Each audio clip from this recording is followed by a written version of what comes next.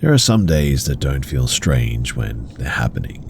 Just inconvenient maybe, but days where you're already tired before anything even goes wrong. Last September, we had one of those grey, cool mornings. My son was 2 then, in the phase where shoes were the enemy. He cried the whole way out of the door while I tried to juggle my coffee, diaper bag, and half-collapsed stroller. And in the middle of all that chaos, I heard the door click shut behind us. That was when I realized, too, that my keys, they were still on the kitchen counter inside, and I had no way back in. My fiancé was working almost an hour away too, and the landlord was somewhere out of state for the week. So I called my fiancé, and he said that he would leave as soon as he could, and so there was nothing to do but wait. I tried to make it as fun as I could for my son. Leaf piles, rocks, jumping over sidewalk cracks, just trying to keep my frustration from showing, really. We live near the end of our street. Not a cul-de-sac exactly, but the road ends in a 3-way stop that slows traffic to almost nothing. People do cut through sometimes, strangers mostly, and I hadn't gotten used to not watching them too closely yet. That morning, a man with a backpack walked past us. Early 30s maybe, bundled up even though it wasn't even cold outside. He didn't look at us. He just headed toward the stop sign and turned the corner. A few minutes later, he came back. Same pace, same direction. He didn't seem lost, just moving with the lazy, drifting stride that he was moving with. He walked our street again, made the same turn, disappeared, and then returned again. And again, and again. By the 4th pass, something about him had shifted. He wasn't glancing around anymore. He was watching, tracking, like he had picked out something and was deciding what to do about it. I felt that cold, deep gut warning, the one that doesn't speak in words but just pressure. I scanned escape routes. I could get over the back fence, but not while carrying my son. I could run across the road, but we would be in the open there. I tried not to let my breathing change. On the next loop, the man paused near the stop sign. Instead of turning, he stepped behind the only tall tree on the corner, just enough to break line of sight. I didn't hear a sound, I only saw the absence. Something inside of me said move, and I walked a few steps to angle myself just enough to see past the trunk, and he was digging through his backpack. Not rummaging, but deliberate, slow, like he had practiced what he was about to pull out. I then called my neighbor, barely keeping my voice steady, and asked if her husband could come outside right now. I kept my son on my hip, his cheek warm against me, and tried not to run. The neighbor's front door opened, and the man stepped out from behind the tree. And he wasn't holding a backpack anymore. Instead, he had what looked like a machete. Not raised high, just sort of held loosely, like someone carrying groceries, completely casual. He looked at my neighbor's husband, then at me, then at my son. That tiny half smile appeared, that kind that isn't happiness, but just decision. I didn't think. I just ran. I crossed the road so fast that I barely remember my feet hitting the ground. My neighbor caught my son from my arms before I even hit their steps. The man didn't chase, but he moved, closing the distance. The machete now lifted just slightly, like he was trying to feel the weight of the moment. He stopped at the street, not because of fear, I would guess, but more like he was measuring something. The space, the attention, the witnesses. His face was blank, not angry, not frantic, but just empty. We watched him walk back down the road. Same path, same pace, like the earlier laps had been practiced. The police, they came later, but he was already gone. I still think about the way that he walked that pattern, though, over and over again, until the moment that he obviously felt ready, like he was waiting for there to be no door behind me, no keys, and nowhere to run. These days, though, I keep keys in 3 different places now. One in the stroller, one in the diaper bag, and one hanging by the back door at all times. I don't like to stand outside with my son for too long now out there as well. Some people say to trust your gut, and I would agree with that after this experience.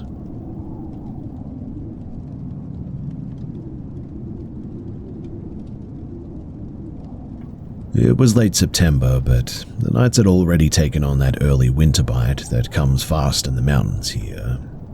My friend, Mara, and I had planned a night away from town, mostly to breathe, but partly to use the new telescope that she had saved for. Both of us had spent a good portion of our lives outdoors. She grew up camping in that region, and I worked teaching people how to not get themselves killed in remote environments. The woods, for us, have always been more familiar than unsettling. The place that we were heading to, it wasn't an official campground by any means, just one of those little clearings off of a forest road where maybe a truck or a fire ring have been before. Nothing special, but certainly high enough up in the mountains to get some dark skies. We were talking quietly as we climbed higher, just the usual conversation that you have when the world's fading behind you, when I noticed something off of the road. There was a tent, about 50 or 60 feet from the tree line. No vehicle, no bikes, no gear scattered outside, just the tent sitting there, looking like someone put it up in a hurry. The fly was loose and the shape just didn't look quite right too. I mentioned it to Mara and she slowed the truck. We didn't stop fully, just enough to glance, enough to register that the zipper looked partly open. The temperature was already around upper 30s, which is cold enough that an unprepared night could turn pretty dangerous. So we agreed to check it out on the way back home. A minute or two later, the road narrowed and the angle steepened a bit. Mara hesitated, not physically startled, but uncharacteristically unsure. She stared ahead at the bend and said quietly, "Let's go back. I don't want to go higher tonight." She couldn't explain it, and she didn't joke about it either, and something in her tone made me not question it too.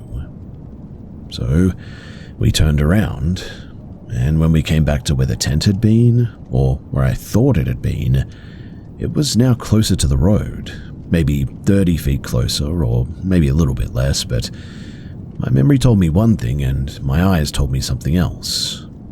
I assumed that I must have misjudged the position the first time.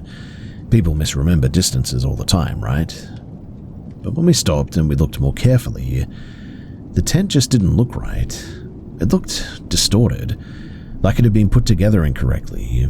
Poles bent out of alignment, the fabric pulled or warped at angles, and it seemed twisted. I tried to focus on it, but every time that I blinked, something about its shape sort of seemed to rearrange itself almost. It almost seemed like it was moving, or more like my eyes were failing to assemble it into a coherent object. Then, less than a second, I thought that I saw bare legs inside, bent upward like someone was lying on their back with their knees raised. But as soon as I consciously registered it, the shape resolved into darkness again. The mesh door looked zipped now, or maybe it always had been. I cannot say for certain. Both of us felt unsettled though, not scared, but weighed down by a vague, wrong-footed tension, I guess. We didn't discuss it, we just kept driving. When we reached the clearing further down, we got out and started setting up, and this is where the night shifted in ways that I still struggle to really describe logically. So we both tripped multiple times, not on roots or gear, but just walking on level ground that we could see clearly. Like our feet landed half an inch lower than expected, or we'd leaned too heavily on a step that shouldn't have caused any imbalance. It wasn't dramatic, but just sort of off, I guess. Like the ground wasn't matching our preconceived ideas of it. The air at ground level was warm too, warm enough that lying on a blanket felt comfortable, even though the ambient air was so much colder. Like, to the point where either of us stood up, the temperature difference was immediate and sharp, like stepping out of a sauna and into a refrigerator. Mara worked with the telescope for a long time, trying to track Jupiter. Each time she got it into view and stepped away for a few seconds, the planet just wouldn't be where it should have been. Not just drifted slightly, but gone entirely from the eyepiece's field. I tried too with the exact same result, and it was weird. Then, the sky itself seemed divided. A perfectly straight east-west line, one side slightly brighter and the other darker. The stars on each side flickered differently, and when one of us pointed it out, the contrast would flip, genuinely like watching a photo negative invert slowly. We didn't feel afraid then, but just deeply aware of being in a place where something was behaving differently and supernaturally, really. Time passed quietly, and I must have started to drift off towards sleep when Mara suddenly sat up. She had seen a light back in the direction of the tent, and it was way too high up to be a flashlight beam cast by somebody walking. I said that it was probably the camper that we assumed was there earlier, but she didn't respond. I don't know how much time went by, but eventually I opened my eyes again and I saw 3 lights, evenly spaced, just above the tree canopy. They moved slowly, but they rotated around each other as they moved forward, like fireflies except steady and deliberate. The color was not candlelight or LED headlamp white. It was sort of a dull bluish tone, faint but unmistakable. And it was then that I felt something that I'd only ever felt once before in my life. The overwhelming instinct to leave immediately without analyzing whatsoever why. Mara felt it too, and we moved at the same time, silently gathering everything without folding or packing anything. Telescope thrown into the truck bed, blanket balled and tossed, doors slammed, and gravel kicked. Neither of us spoke until we were back on the highway, and when we saw another car's headlights coming toward us, just an ordinary person going wherever people go at night, the tension, it broke at once, and we both literally started shaking. We drove home in near silence that night too. We never did report it. I mean, what do you say about something like this? There were no shapes, no creatures, no voices, just a series of small, precise wrongnesses that stacked into something neither of us could justify, along with some strange lights in the sky. But it's the tent that bothers me the most now, and not the lights, because a tent is simple. Poles, sleeves, stakes, seams. I mean, there's no reason that it should have been so difficult to visually comprehend that. There's no reason that my brain should have failed to recognize its form. And there's also no reason that I should have seen someone inside one moment and nobody the next. I've tried to explain it away. Temperature inversion, visual fatigue, atmospheric distortions, all plausible on their own for sure, but I have spent my entire life, adult life anyway, outdoors, and I know what the wilderness feels like when it's just itself. And this was not that. I still don't know what happened that night, or have a name for any of it, but whatever it was not normal.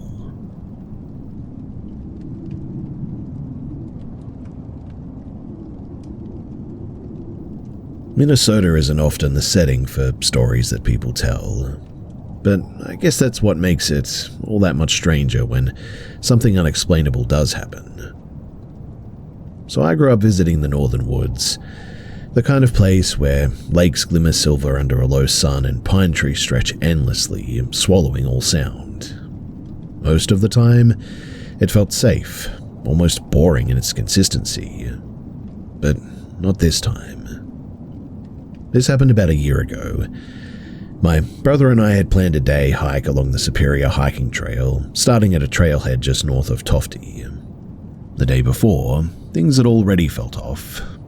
We'd made a late-night detour in Duluth to grab snacks, and our motel seemed a bit unusual, I guess. Shadows moved across windows where no one should have been, and the faint murmur of voices in empty hallways made me feel a bit uneasy. But we laughed it off as just city weirdness. Although, I must say that I did feel uneasy about it, and something was lingering with me.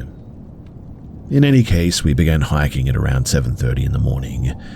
The air was crisp, heavy with pine and the faint tang of water from Lake Superior. At first, everything was great. The trail rugged, as it should be, with steep grades and winding paths.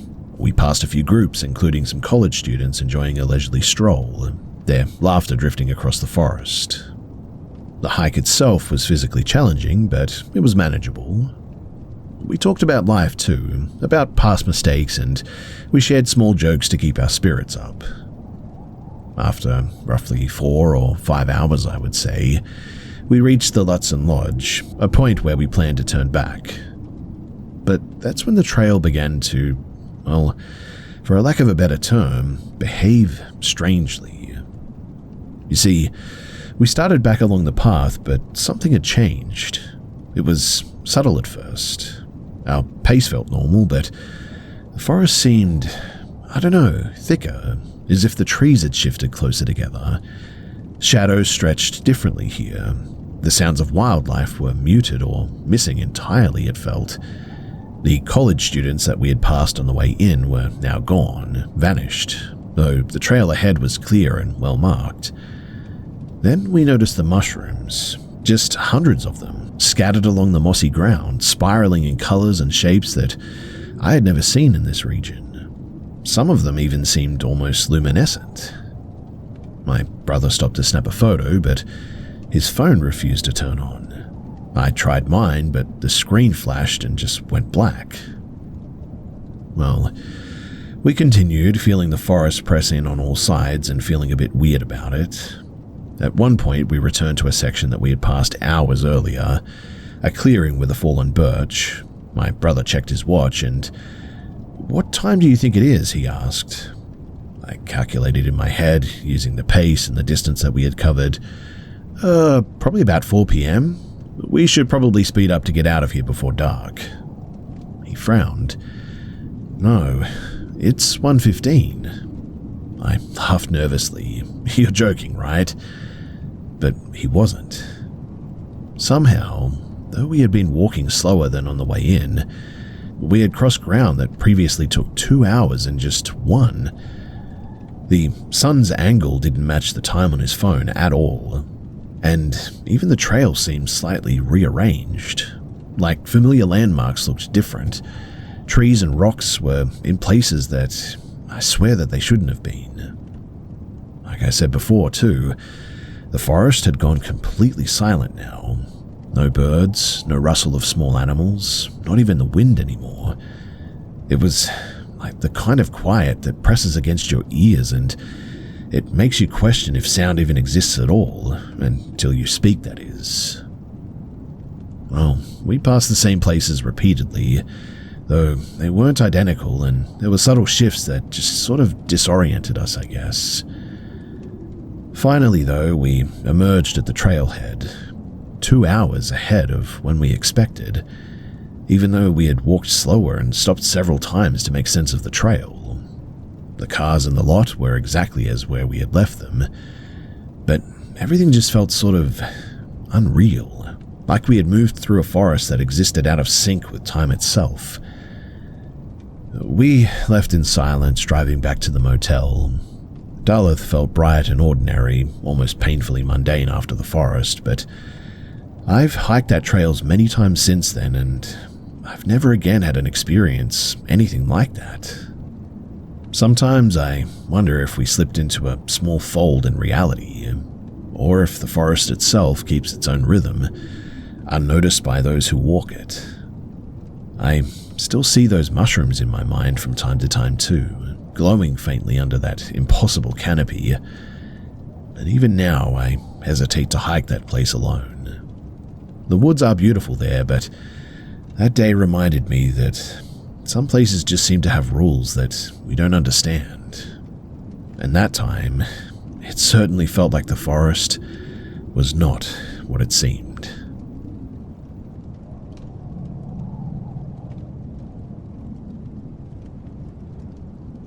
I don't usually share stories like this. I mean, most people just roll their eyes when you start talking about strange things that happen in the desert. They assume it's the heat, or maybe exhaustion, or just too much alcohol, or whatever. That's probably fair, to be honest, for most of the time, but what my old co-worker told me years ago has stayed with me ever since. And he certainly wasn't the kind of man who exaggerated. So I met him while working construction near the Four Corners, somewhere out between Shiprock and the Arizona line. His name wasn't really Cujo, but that's what everyone called him. He was part of the Navajo Nation, quiet, steady, and tough as nails. He had that look of someone who had seen some bad things and didn't bother talking about them. He told me about this story one night after work, though, when a few of us were sitting outside passing a six-pack around and just talking about all the things that had happened out there. Lights that move wrong in the sky, sounds that carry for miles that seem weird. Cujo didn't really usually join in, but for some reason that night, he chose to. Now, he said that it happened years before, after a fight with his wife. He had been working a 12-hour shift that day, and he came home bone-tired, and they argued about money or something small that got way too big, and he decided to cool off before saying anything worse, so he grabbed a pack of beer, got into his old truck, and he drove out. Now, the roads out there stretch on forever, long thin lines of dust through desert and scrub, and he said that he wasn't even sure where he was heading. He just wanted to be alone under the stars for a little bit. Eventually, he found a side of the road that cut uphill toward a mesa, the kind of road that looked like it hadn't been used in years. He followed it anyway. At the top, he parked and climbed into the truck bed with his beer. The desert at night is a bit of a strange thing for anyone who hasn't been there. Wide open, but a little bit claustrophobic all at once. He said that it was quiet except for the wind and the occasional crack of the cooling metal from the engine. But then he heard something. It wasn't an animal that he recognized. Not a coyote and not a wild dog. It was distant but sharp, like a cry or maybe a wail. It echoed through the basin, rose and then faded again. He froze for a little bit, waiting to hear it again. And when he did, it was closer this time. Hearing that, he got back into the truck and he shut the door, trying to shake the sound out of his head. He turned on the radio, but the signal wouldn't hold. Static crawled over every channel, and the cry came again. This time closer again, and longer this time. And he said that it was almost like something imitating a human scream. Well, he started the engine and drove down the dirt road faster than he probably should have. The truck bounced and rattled over the rocks. He said that he kept checking the mirrors, expecting to see headlights or movement, but there was nothing. Just the black desert and that sound behind him now getting closer. He came around a bend and he then slammed on the brakes, because there was a man standing in the road, holding a shotgun. Cujo said that the man didn't look angry, but just tired and sort of serious. He motioned for him to stop. Cujo hesitated, then rolled the window down an inch. "Get out of the truck," the man said. "You shouldn't be out here alone." At first, Cujo thought that it might be a setup. Maybe someone trying to rob him or mug him or take his vehicle. But there was something in the man's voice, a calm that just didn't match the situation. He pointed the shotgun not at him as well, but toward the horizon. "You hear it too?" the man asked. Cujo nodded. The stranger told him to follow him back to his house. It was nearby, apparently, down a barely visible dirt track that wound between two hills. Cujo didn't really want to, but he didn't want to drive into the dark again either by himself, not with that noise echoing closer and closer. So he followed. The house was small and low, just 2 rooms, a tin roof, a single porch light that flickered a bit. Inside was an older woman sat near the stove, and 2 children peeking out of the back room. The man told Cujo to sit and offered him some water. No one really spoke much after that too. They all just sort of sat there listening. The sound came again, circling the house this time. And that was when he also heard heavy footsteps in the dirt, then a scraping sound against the wall of the house. The woman whispered something in Navajo, and one of the kids started crying softly. The man loaded another shell into his shotgun, but didn't go outside. Cujo said the thing, whatever it was, apparently kept moving around the house until the first hint of dawn, and then it just suddenly stopped. Not faded, but stopped, like it just disappeared. When he left the next morning, the man walked him back to the road, and he said only one thing before turning away. "Don't follow the sound when you hear it. It wants you." Cujo told us that he never saw that man again. In fact, he went back weeks later and he could never find the dirt track that led to that house. Which was a little bit weird, he said, but it was also probably just the fact that it was dark and he could probably never find it. In any case, he laughed after telling the story, but not in a way that made it sound funny, but more like someone trying to shake something off that just wouldn't leave him. I never worked with Cujo again after that job ended, but every now and then I drive through that part and I think about him, about that road and the way that he said that the noise just didn't sound like an animal or a person, but like something that was trying to sound like both. And I mean, that's pretty creepy, right?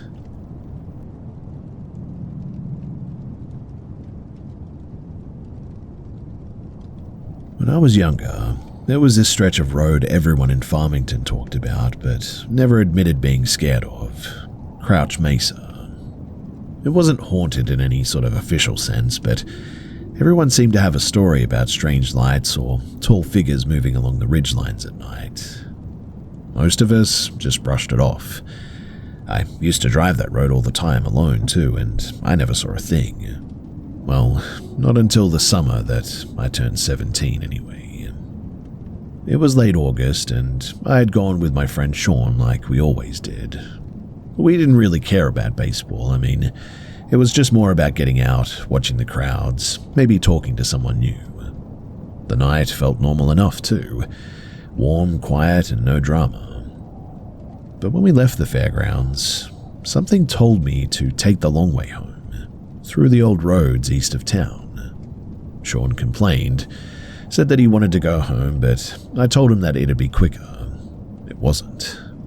After 20 minutes, we were out where the pavement turned to patchwork, and it was part asphalt, part dirt. It's the kind of road that hums around your tires a bit and really isn't all that safe. I could see the faint glow of the city far behind us now, and ahead, just the dull silver of moonlight over the brush.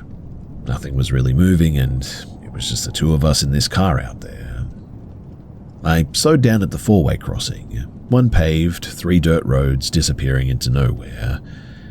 I don't know why I stopped, habit maybe I guess, but I had been ticketed a few months earlier for running a stop sign there, and my mum nearly killed me over it, so I waited there longer than I probably needed to, hand on the gear shift, when Sean leaned forward suddenly and said, "What's that?" I thought that he was joking again. He did that constantly. Fake panic, sudden shouts just to make me swerve. But this time his voice was flat and tight. I turned to snap at him, but then I looked back at the road, and that's when I saw something too cross the intersection. At first, I thought that it might have been a cow. I mean, people let their livestock wander near the mesa sometimes, but this thing moved wrong. It was upright too, broad and way too big to be a man. It didn't run or limp or move like anything that I'd seen before. Just steady as if it knew exactly where it was going. The shoulders, though, were huge, wider than the doorframe of the truck easily, and even though it passed through the beam of my headlights, the details just didn't make any sense to me. It was like trying to focus on a face in a dream, where the features just kept shifting. "Go," Sean whispered, then louder, "Go!" I pressed the gas hard. The truck fishtailed in the dirt road before catching grip. We tore down the road, neither of us speaking, just the sound of the gravel hitting the undercarriage. After maybe a minute, he told me to slow down and to stop, said that he thought that he saw it again. I hit the brakes, the headlights cutting across the brush, dust spilling absolutely everywhere in the air. And there it was again, off to the right this time, standing at the edge of the road, not moving, just turned slightly like it was watching us.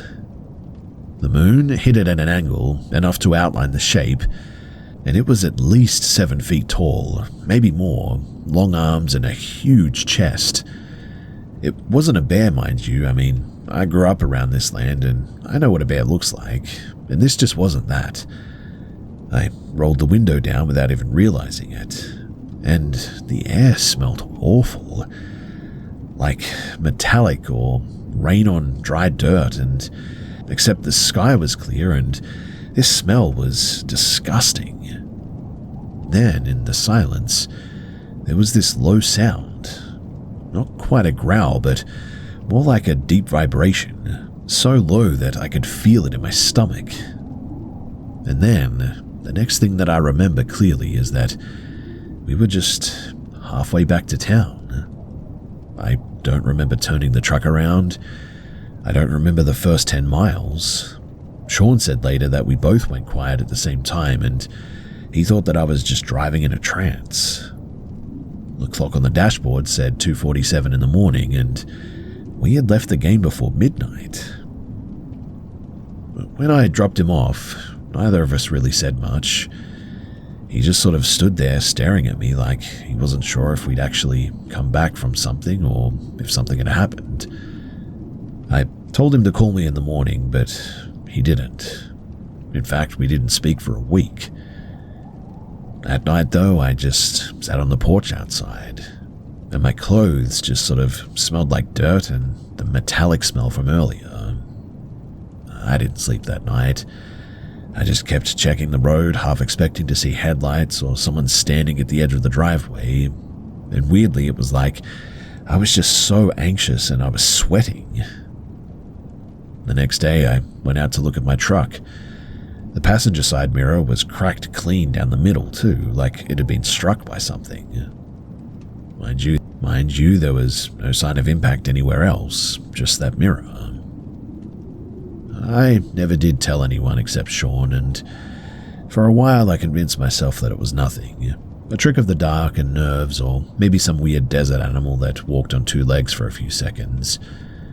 But years later, when I was in Washington for Air Force training, I heard another guy from New Mexico talking about something that he had seen near Crouch Mesa, and his description was almost word for word what I had seen. I didn't join the conversation, I just sat there and listened to it.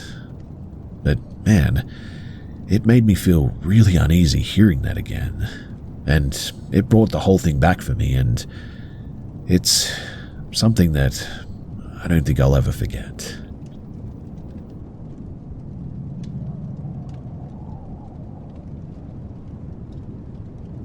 I used to spend a lot of time in the woods when I was younger. Back then, I believed that the woods were just trees and dirt and moss, a place to gather mushrooms, breathe some fresh air, maybe feel like a woodland fairy for a few hours. I was 19 when it happened, old enough to think that I understood danger, but still young enough to laugh at goosebumps. My friend and I, we had gone out early in the morning, the sun still low enough to make everything look washed out in pale gold. We moved deeper into the forest than usual, where the ground was uneven and the air smelled sweet and old. There were supposed to be some mushrooms that time of year, and I remember being so focused on scanning the ground that the rest of the world just sort of slipped away. I thought that I saw a cluster of yellow near a fallen log, the kind that hides partially under leaves. I leaned in, narrowing my eyes to make out the shape. I stepped closer and closer. My attention tunneled, and for a moment it felt like the entire forest held its breath with me.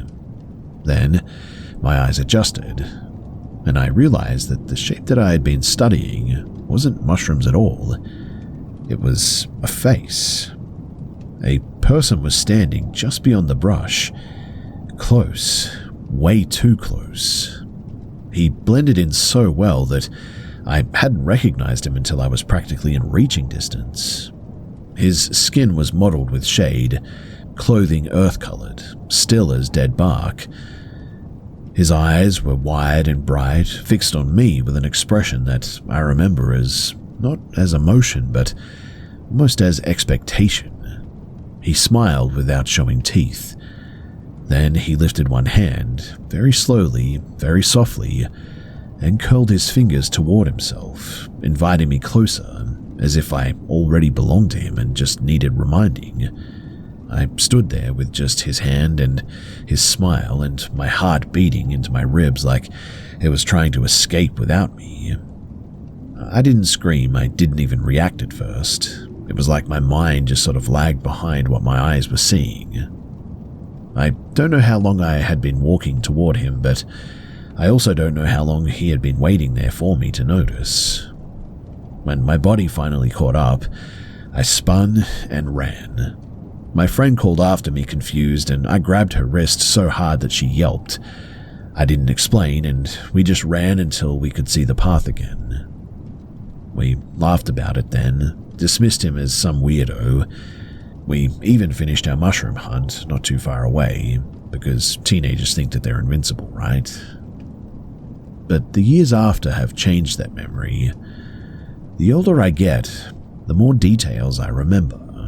Like the way that he didn't blink, the way that he seemed almost placed there, like he had been waiting for someone, the way that I never heard him move, breathe, or exist until he wanted me to. Sometimes I wonder if he was following us before I even turned toward those mushrooms. Sometimes I wonder if he had been there every time that we had come to the forest, watching and waiting until one of us got close enough to notice him. And sometimes when I remember how his hand moved, I wonder what would have happened if I had just taken one more step closer. I certainly would have been within reaching distance then. Those woods I refuse to go back to now, and I haven't been back there for many years.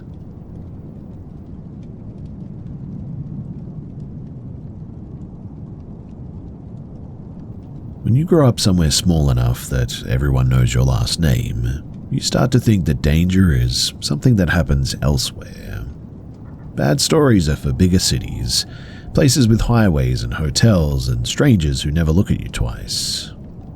Where I'm from, the roads end quickly, the houses sag into fields, people nod at you even though they've never spoken to you before. It was, for all intents and purposes, safe. I was 17 then, still juggling school and my first real job at the only fast food place that stayed open late. A dull little Burger King that had fryer oil everywhere and exhausted people working for it. I didn't have a car, but I lived close enough to walk, and my dad always said things like, "This town takes care of its own." It sounded comforting at the time, I guess. That night, it was like every other. Burnt patties, sticky drink machines, customers who acted like minimum wage meant servitude. My shift ended at 11, and I stepped outside into air that felt way too quiet, like the night wasn't breathing, and the walk home was pretty much routine. Down the main road, past the old playground, then a left where the houses got older and the streetlights became more suggestion than illumination, I guess you could say. I had walked that path so many times that genuinely I probably could have traced it blind. Anyway, halfway home I noticed someone coming from the opposite direction, which wasn't unusual. People still cut through that way after work or drinks, and I couldn't see his face, just the outline of him against the dim road, but I really wasn't worried about it. But the moment that he realized that I had seen him, he seemed to stop. Not froze, but stopped with purpose. Then he slipped, or almost folded into the hedge beside the sidewalk, like he had done it before. like he knew exactly how to disappear into that particular bush. Honestly, I didn't know what to make of it. But there was the faint shake of branches, a sort of low rustle, and the bush was directly in front of the usual turn that led to my street. It definitely felt like an ambush. My body reacted before my mind did. I kept walking, steady, then veered off onto a different road without looking back. I didn't want him to know that I knew. I didn't want to acknowledge him and give him a reason to move. But then he called out. His voice carried across the empty dark. Hey, wait! I just need help with something." I didn't answer. I didn't even turn. But he must have seen the way that my shoulders stiffened, because I heard the fast crunch of gravel behind me. He was running. That was the moment that fear became something solid for me. And my legs, they moved faster than I knew that they could. The only thought in my mind was home. Not even safety, but just home. I heard him gaining, his footsteps uneven like he hadn't expected me to run that fast. I didn't look back, I didn't need to. I could feel him there, just behind the space that my shadow should have been. My house finally came into view. I fumbled keys, nearly dropped them, shoved the door open so hard that it banged the wall. I slammed it shut and locked it just as something brushed the outside doorknob. There was no knock, no shout, just silence, like he was on the other side of that wood, thinking. I sat there too, on the floor with my back against the door until dawn came. I tried telling myself that I must have just misunderstood him, that maybe he really did need help or something, but a few days later, I overheard students whispering in the hallway. One of the girls at my school had nearly been pulled into a car by a man who had followed her home or something. The description of him was pretty vague, but the shape of the story was very similar to mine. It was the same pattern, a similar route, a person learning who walked alone and when. And I realized then that he hadn't been surprised to see me that night. In fact, in hindsight, it seemed like he had been waiting for me. I don't walk at night anymore, and I don't assume that small places mean safe places anymore either. I also don't believe, not even for a moment, that danger is something that happens elsewhere any longer. Sometimes it already knows your name, apparently. It already knows your route home. And sometimes it's been waiting a long time, it seems.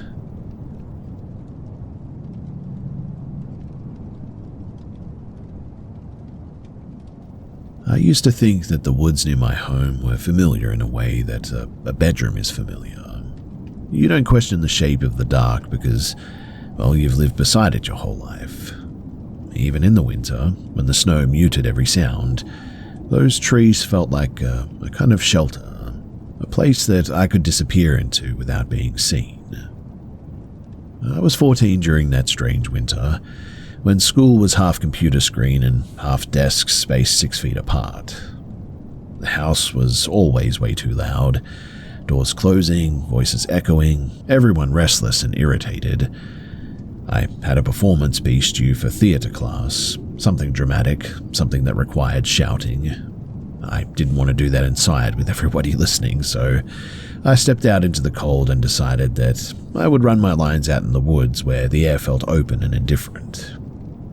My sister, she walked with me to the back steps but stopped just before the tree line. She hugged her coat tight and stared into the woods like she was looking for something that she expected to see. "I don't want to go in there today," she said. No explanation. Then she turned and left quickly, like she couldn't stand to have her back to the trees that day. It certainly unsettled me, but I brushed it off. I called for my dog instead, a round little pug who was friendly to a fault. He almost never barked, and he practically loved every living thing.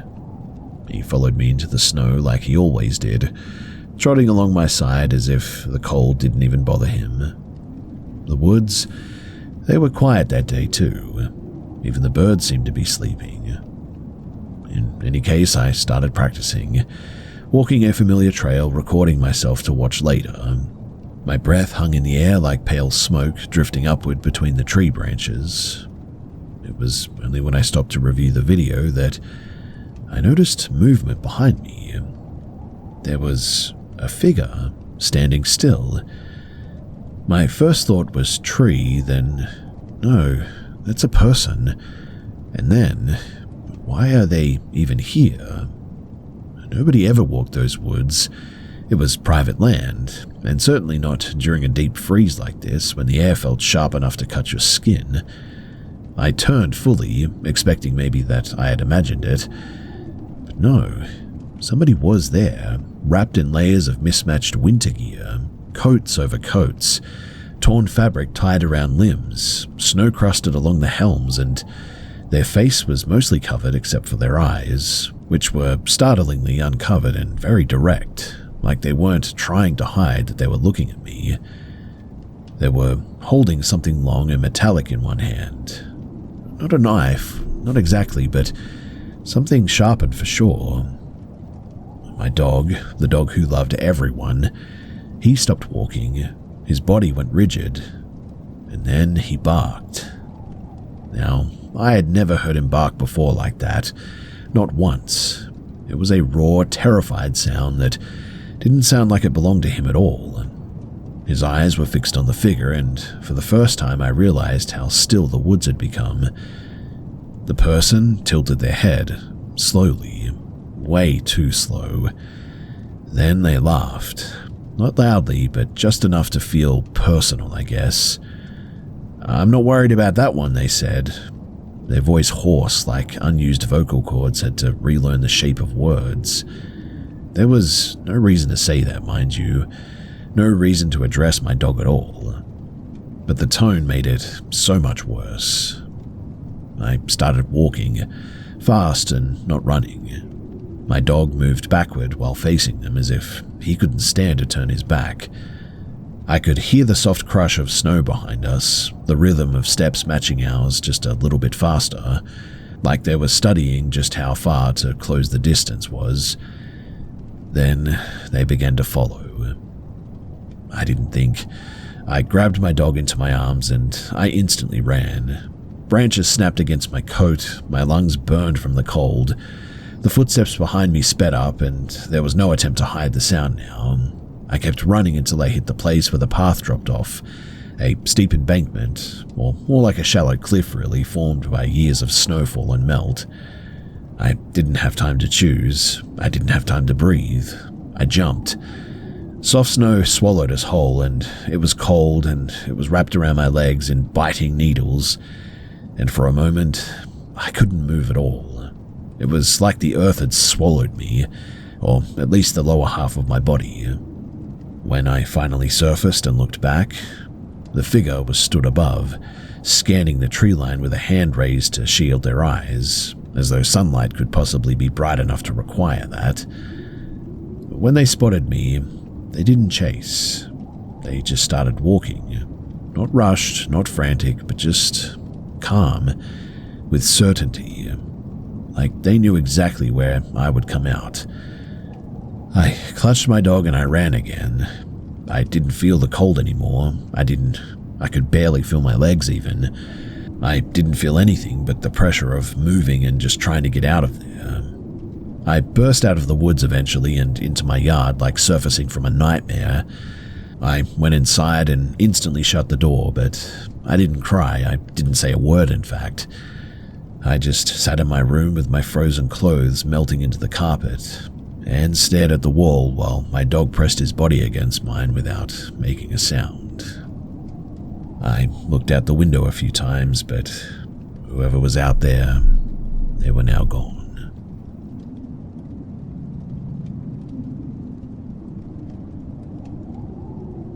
There are some moments in life that you don't fully understand as frightening until a little time has passed. In the moment, it just feels uncomfortable, like you've walked into a room where someone was talking about you and they stopped too quickly. Your brain tries to rationalize first, and it only panics later. Well, last winter, I was heading home from a late shift. I work evenings at a clinic and I don't clock out until close to midnight. It had snowed earlier that day, just enough to make the roads look dull and grainy under the streetlights. My fuel light came on halfway home, but I figured that I could make it the last mile to the station near my neighborhood. I'd done it before, in fact. Unfortunately, though, I was wrong. About 4 blocks from the gas station, my engine coughed once and then just died. Everything around me went quiet, except for the heater fan slowly losing power. It was one of those residential streets too, where most of the houses are dark after 10 p.m. The street lamp on the corner, it had burned out weeks ago, so the only light was this dim glow from my dashboard. I put my hazards on and I called roadside assistance. They told me that it would be around 30 minutes to get there, which was annoying, but not the end of the world, I guess. Anyway, eventually a porch light flicked on across the street, and a middle-aged woman stepped outside in a cardigan, arms folded against the cold. She didn't come too close, just far enough to talk without yelling. She asked if I needed help, and I told her the situation. She nodded and said that she'd keep an eye out from her window in case anything happened. It was strangely comforting in that small town way that people look out for each other, even if they don't know your name. Cars did pass occasionally. A few slowed, asked if I was okay, and they just kept moving. Then a truck rolled up and stopped in front of my car. No headlights, no signal, just stopped. But the engine kept running, and I locked my doors automatically like muscle memory. The truck sat there for several seconds, I would say, before somebody got out. Hood up, hands in pockets, walking with that slow, deliberate stride that people use when they want to seem casual, but are also watching you closely. He came right to my window. I lowered the glass only an inch or two, just enough to not look hostile, and he asked if I wanted to wait in his truck so that I wouldn't freeze. I told him that I had help on the way. He leaned closer, like he didn't quite believe me. His face stayed in the shadow, but there was this long pause where neither of us spoke, and it was really awkward. I could hear the engine behind him rumbling. His breath clouded the tiny gap in the window. Then I heard it, the faint metallic click of my door handle being tested. Not yanked and not forced, but gently tested, like he was checking to see if he could skip asking.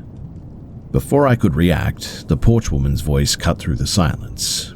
She shouted something that I couldn't make out, sharp and steady, like she was scolding a dog that knew better. The man didn't respond, didn't turn, just walked back to his truck, got in, and drove off without headlights on, the engine fading down the street, slow and unhurried.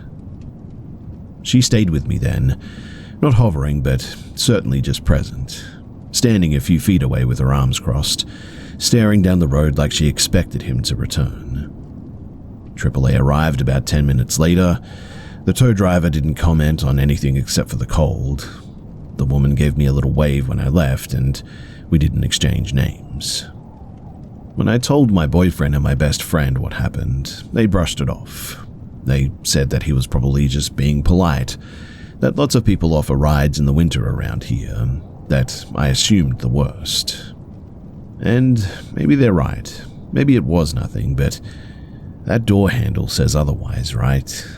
I mean, people don't check a locked door unless they've already decided what happens next if it opens.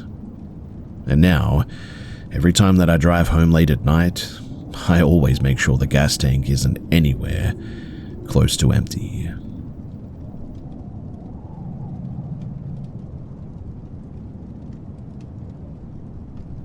When I finally managed to get a few days off of work, I decided that I was going to spend at least one night on my land, 20 acres of dry ridges and scattered desert brush tucked near the Sierra Diablo foothills. I'd bought it a few years earlier, back when I was still driving long haul, always passing through the wide, quiet stretch of Texas and feeling like some part of me belonged to the emptiness there. I had pictured campfires and long sunsets, a place that felt like mine. first part of the evening was exactly what I'd imagined too. The sky turned the soft kind of orange that makes the land look ancient. I cooked fajitas over a fire made from dried cactus skeleton, the smoke sweet and faint, and I ate slowly, watching the heat fade from the horizon, just relaxing. Now, if the story ended there too, I would have called it one of the best nights of my life. But right after the sun dipped fully below the ridgeline, that quiet changed. I noticed something down in the wash, just a shape at first, dark and low to the ground. My neighbors let their cattle wander, so I assumed it must have been one of them, but it stayed unusually still for cattle. It didn't graze, it didn't move in fact. It just sort of sat there watching. I told myself not to be ridiculous. I mean, animals do stare. I poured a little more wine and I let the fire burn itself low. Eventually I settled in the back seat of my truck for the night.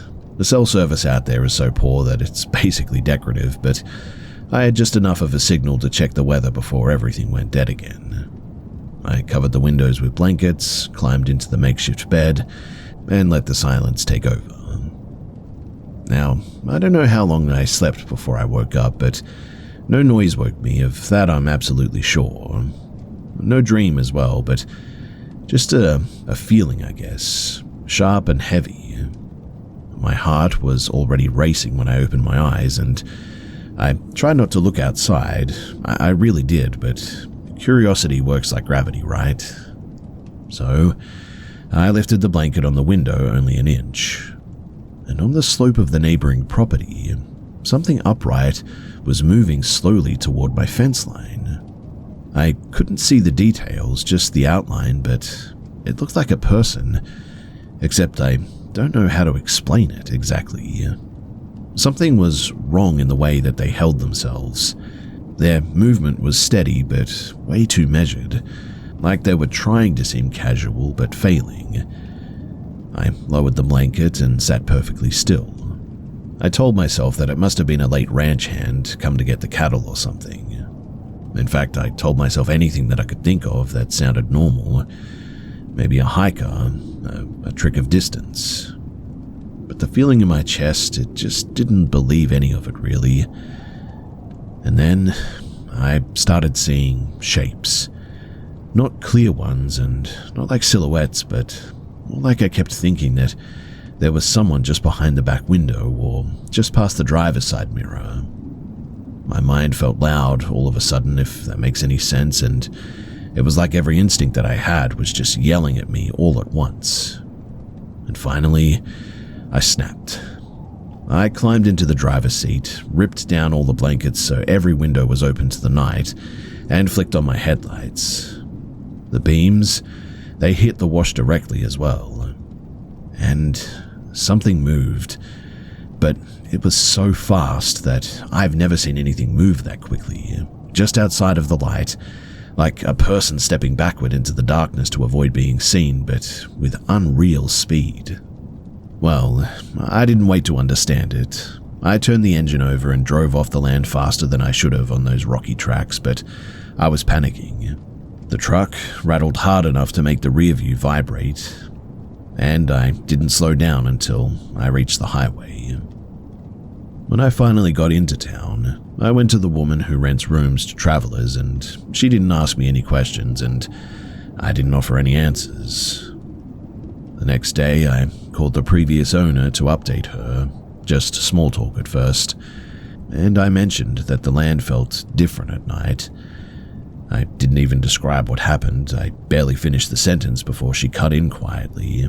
Yeah, a lot of people don't feel safe out there after sundown. I always wondered if it was just the isolation. She said it like she was trying to make it sound harmless, but it wasn't. Like she already knew that it didn't feel harmless, is what I mean. I still own the land, I still love it. I still tell myself that I'll go back and stay again at some point, and I mean really stay, make peace with whatever is out there.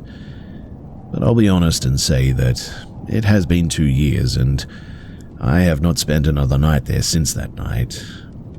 The thought of being watched in that silence out there, It definitely still sits with me in a very uneasy sort of way. Some places are beautiful for sure, and some are beautiful in a way that I guess just doesn't want you there.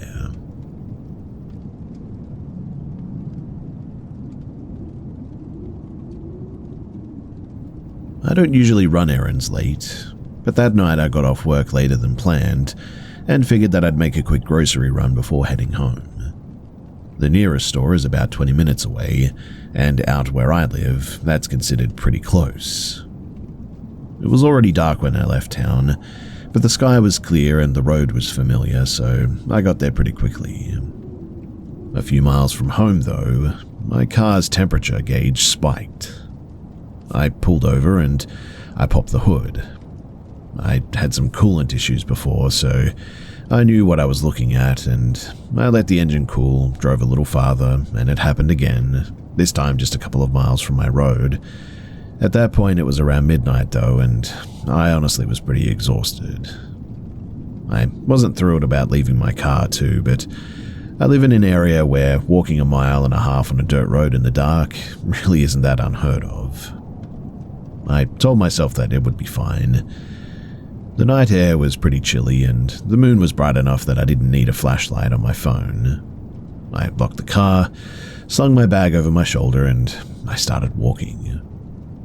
The first stretch along the highway was pretty easy too. Quiet, no cars, no wind, just some crickets. And once I turned onto the dirt road home, it got even quieter, and halfway down, I heard footsteps. Not behind me, but off to my left, somewhere near the edge of my neighbor's driveway. I figured that it was one of their dogs or maybe a deer or something. People out here are protective of their property, so I also wondered if someone had noticed me walking late and stepped outside to see who it was and what they were doing. Then I saw someone coming up the driveway. At first, it was just movement, a person-shaped outline moving uphill through patches of moonlight. My stomach dropped though, because I assumed it was a neighbor who thought that I was snooping or trying to break in or something. I braced myself for a flashlight in the face, or a dozen rapid questions, or, perhaps worst case, a gun pointed in my direction. That's just how people are around here anyway. They don't play around at night on rural land. But when the figure came fully into view, I realized that I didn't recognize him. I would say he was a medium-built guy, maybe a few inches taller than me, wearing a flannel and jeans. Longish hair, no flashlight, no jacket, which was odd because it was pretty chilly. He walked with his hands in his pockets, like he had nowhere in particular to be. He stepped out onto the road and fell into pace with me, about 30 feet to my left, separated by a fence. He didn't say anything, though. He didn't look directly at me, and he just walked. Not fast, not slow, but just matching me.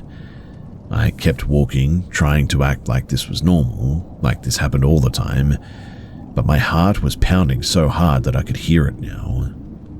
I didn't ask who he was, I didn't say a word in fact. I figured that if he wanted to talk, that he would. If he wanted something else, well, I would have to think about what I would do if that happened. When we reached the end of the fence line near the bend in the road, he stopped. He rested one arm on the top rail and finally looked at me. Not threatening and not angry, but just, I don't know, a look of tiredness, I guess, or maybe sadness, or something that I don't just have a word for, maybe. I gave a small nod, not friendly, but just sort of acknowledging him. Then I kept walking, refusing to look back. I didn't start to feel scared until the house was almost in sight too, I think. That's when the full strangeness of all of that really hit me. I mean, someone walked with me, silently, in the middle of nowhere, popping out of nowhere, in the middle of the night, mind you, and I had no idea who he was or why he did it. In the morning, I told my dad about it over coffee. I expected him to laugh it off or brush it off at the very least. Instead, he asked me to show him exactly where it happened. When I pointed out the driveway with the old split rail fence, his expression changed suddenly. He reminded me, not in a dramatic way, just a sort of matter-of-fact way, that a guy who lived there years back had taken his own life. He said that the man had a reputation for wandering the road at night when he was struggling, not walking and not talking to anyone, but just trying to be near people without asking for anything. I just sat there for a while after he said that, not scared, but certainly unsettled in a different way that I hadn't experienced before. I don't think that I saw anything supernatural. In fact, I think that I saw a real person, someone who didn't know how to ask for company perhaps, or someone who maybe used to walk that road the same way that I was, someone who didn't want to be alone, I guess, and I guess I can't rule out a paranormal explanation, but I mean, I just don't really believe in that stuff. Still though, I really have no idea who that was or what they were doing there.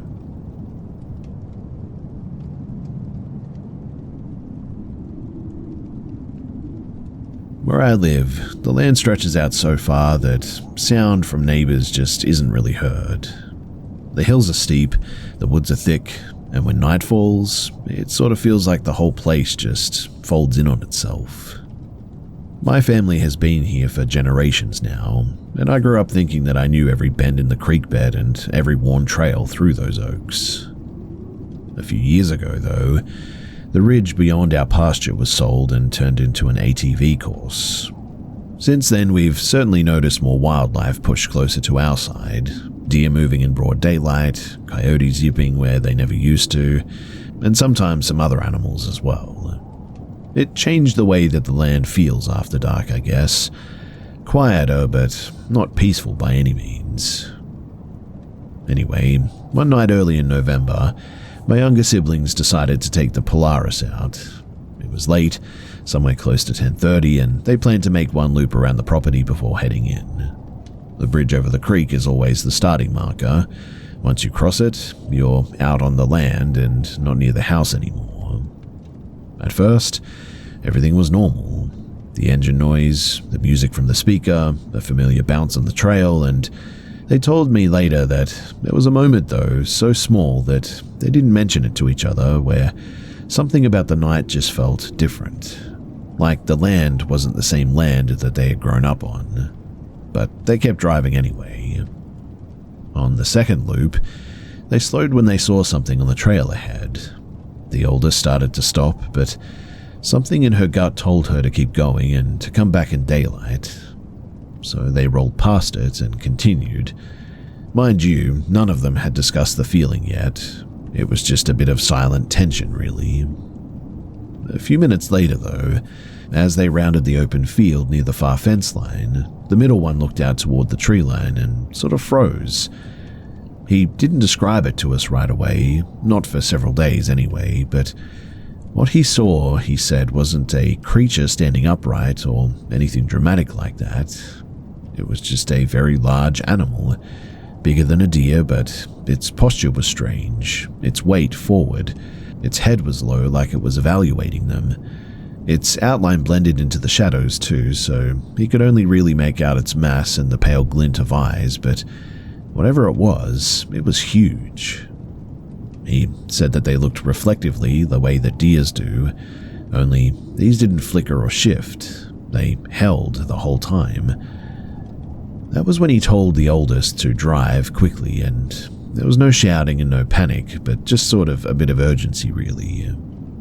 They turned back toward the creek. The youngest, who hadn't seen the animal herself, started crying the closer they tried to get to the ridge. She couldn't explain why, just that it felt like something was right behind them, matching their speed. When they reached the gate, though, the oldest had to get out to undo the chain, and she said later that the air felt different then, heavy, like the whole tree line was paying attention.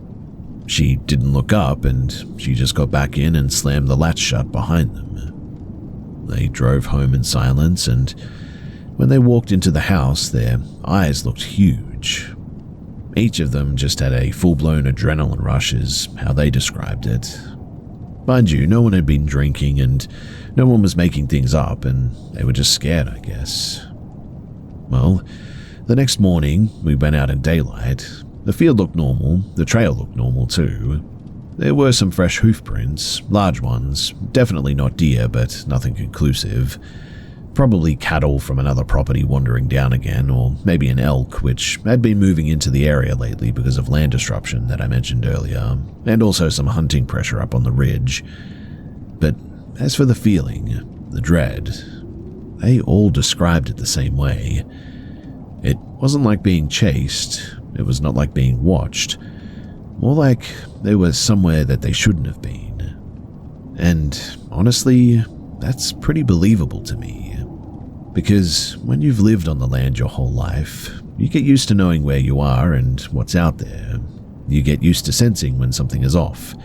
Wild animals act differently at night. Predators move differently when the balance of territory shifts. And sometimes your body notices before your brain does, I guess. We still ride those trails. We still cross the ridge, and nothing has ever happened since then. But none of us really go out there late anymore just to kill time like we used to. Not because of monsters or legends or anything, but just because some nights the land feels like it belongs to something else, and, well, that's certainly enough to keep us away.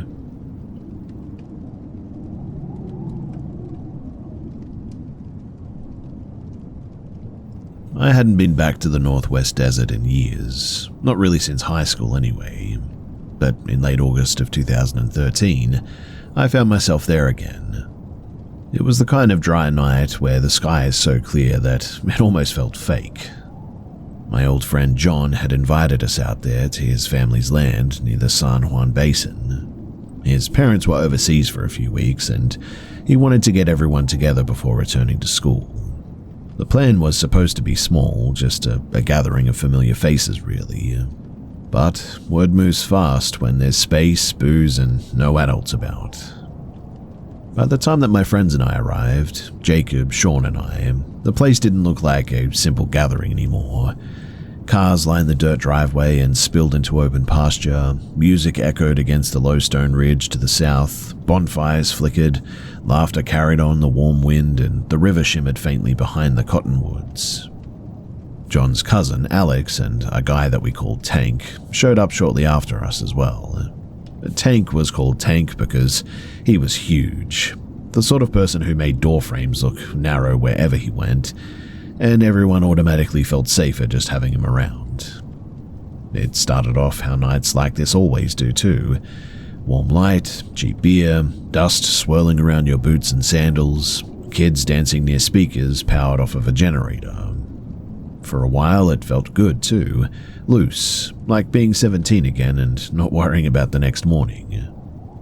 But Jacob had this way of reading the air, I guess. He wasn't paranoid without reason, he just noticed things that others didn't. And this time, he kept glancing toward the long dirt road that wound up around the highway. "If someone calls the sheriff," he said, "they'll be here before anyone can react." We brushed him off until we noticed that the guy posted at the gate, that one job that mattered, was asleep in a lawn chair with empty bottles on his chest. Then came the headlights. Not drifting, not wandering, but purposeful. When the red and the blue flickered against the ridgeline, the entire atmosphere shattered. Someone killed the music, and for a second it felt like the whole land took a breath. Then chaos erupted, like a kicked anthill. People ran in every direction, toward their cars, toward the river, into the fields. You could hear yelling, doors slamming, engines grinding, barked orders ricocheting across the open land, dust absolutely everywhere, and voices lost in it. But we didn't think to, we just moved with everybody else. Tank cut through a section of wire fence to get us toward the riverbed. The wire snapped and tore my jeans wide open, unfortunately. I didn't have time to care though. We just plunged into the brush so thick that it formed a sort of natural pocket. The river, it was behind us, and we crouched low, trying to calm our breathing. Someone else stumbled into the same spot, two people who looked just as terrified as we were. and we all just gestured at each other to stay quiet. The officers, they were close too. Their flashlights swept over the brush like searching eyes. The dogs were worse, the way that they were breathing and footsteps cut through everything. And at one point, an officer yelled that anyone underage could just come out and call their parents, like it was mercy, but nobody moved. Then, from the riverbed behind us, we heard something moving through the water. Not walking and not swimming, but more like pushing through it. It was slow and heavy, the way that something big sounds when it's moving through water. I assumed that it must have been somebody else trying to cross, but the breathing didn't match, and it was deep, labored, almost human, but not quite. Tank whispered that something was back there. I told him that it was probably somebody else, but even I didn't believe that. Before anything could happen, too, we heard someone shouting from the ridge above us, declaring the area clear now. And somehow, unbelievably, the officers believed it and shifted their search elsewhere. Later, we realized that it was another guy that we knew, hiding up high and improvising badly, but amazingly, it actually worked. The second that the lights disappeared, though, we didn't wait to see what had been in that water, but we ran for that ridge. The climb was absolutely miserable, rocks scraping our hands, cactus needles sticking into our clothes, dust sticking to sweat. But when we reached the top, we thought that we were safe, but we could still see the property below, lights flashing, people still scattering. And then, something ran across the flat of the mesa ahead of us. It didn't linger, it didn't look at us, it just crossed, fast, like someone sprinting on uneven terrain at full speed without stumbling once.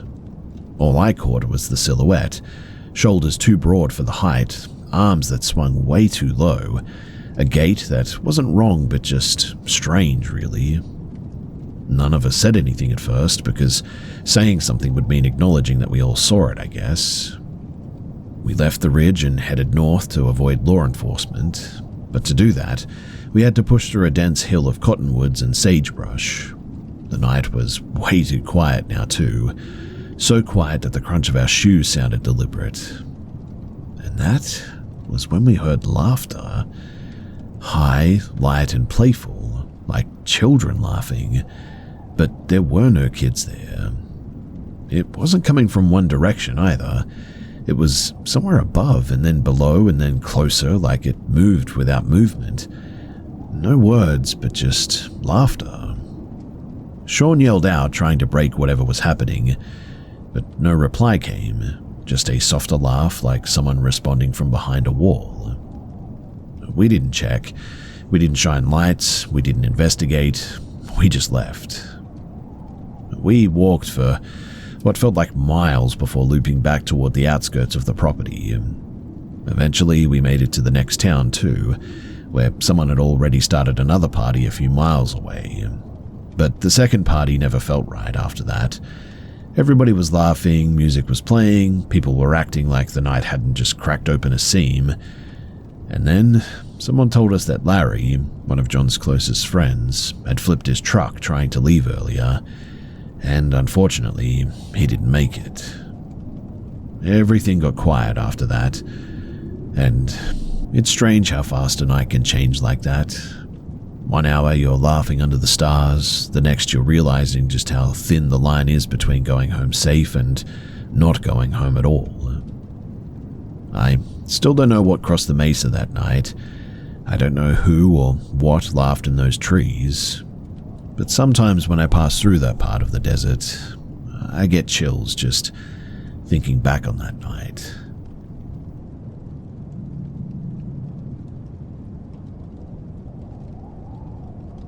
I'm going to cut to the chase and say that I don't believe in the supernatural. In fact, I've only ever had one unexplainable experience in my life, and I'm still trying to this day find a reasonable explanation for it. This story, it's been stuck in my head since I was a kid, and I start to tear up whenever I think about it. This was in the first house that I remember living in. I'm pretty sure that we were the first people living there as well, and it certainly wasn't old enough for someone to have died in it.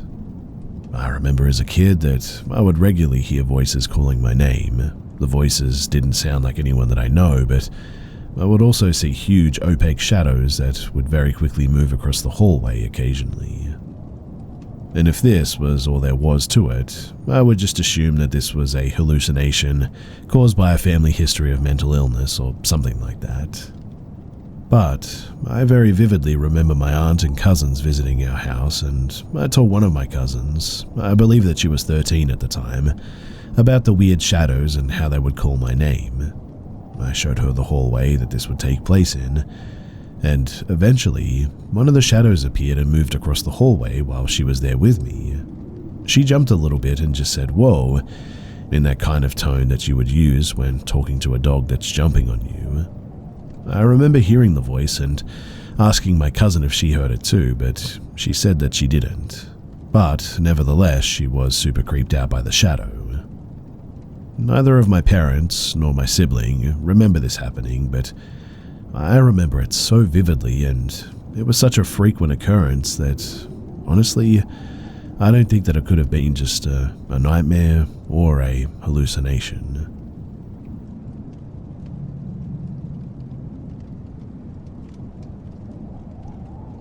It was 2009-ish. I was living on the road for 2 years at this point, hitchhiking and riding trains. I was a dumb 18 to 19-year-old. I had been all over the country, West Coast multiple times, Southwest, and decided to see the East Coast at this point. Went to Florida and went to a small festival there too. It's called a rainbow gathering. They're kind of like the big meetups of traveler kids, old hippies, tramps, these kinds of people. They're always in state parks or national parks. Rangers will patrol it and police sometimes show up, but for some reason it's allowed. Anyway, I'm not sure how, but these have been going on since the 70s, I think. Some people who show up are pretty hardcore train hopper gutter punk types, and some are super chill Christians who will wash your feet, literally. It's a very unusual festival, I guess. There are smaller regional gatherings and a big national gathering where thousands of people show up. Kind of the poor man's Burning Man, I guess. Huge fire pits get dug out, elaborate latrines, hundreds of drum circles. Free food is constantly made from kitchens, which are just camps devoted to making food for all of us bums. And well, I met some friends at a smaller regional one in Florida, and we parted ways never thinking that I was going to see them again. One was named Anna, and we sort of hit it off a bit. I hitchhiked north all the way upstate to New York.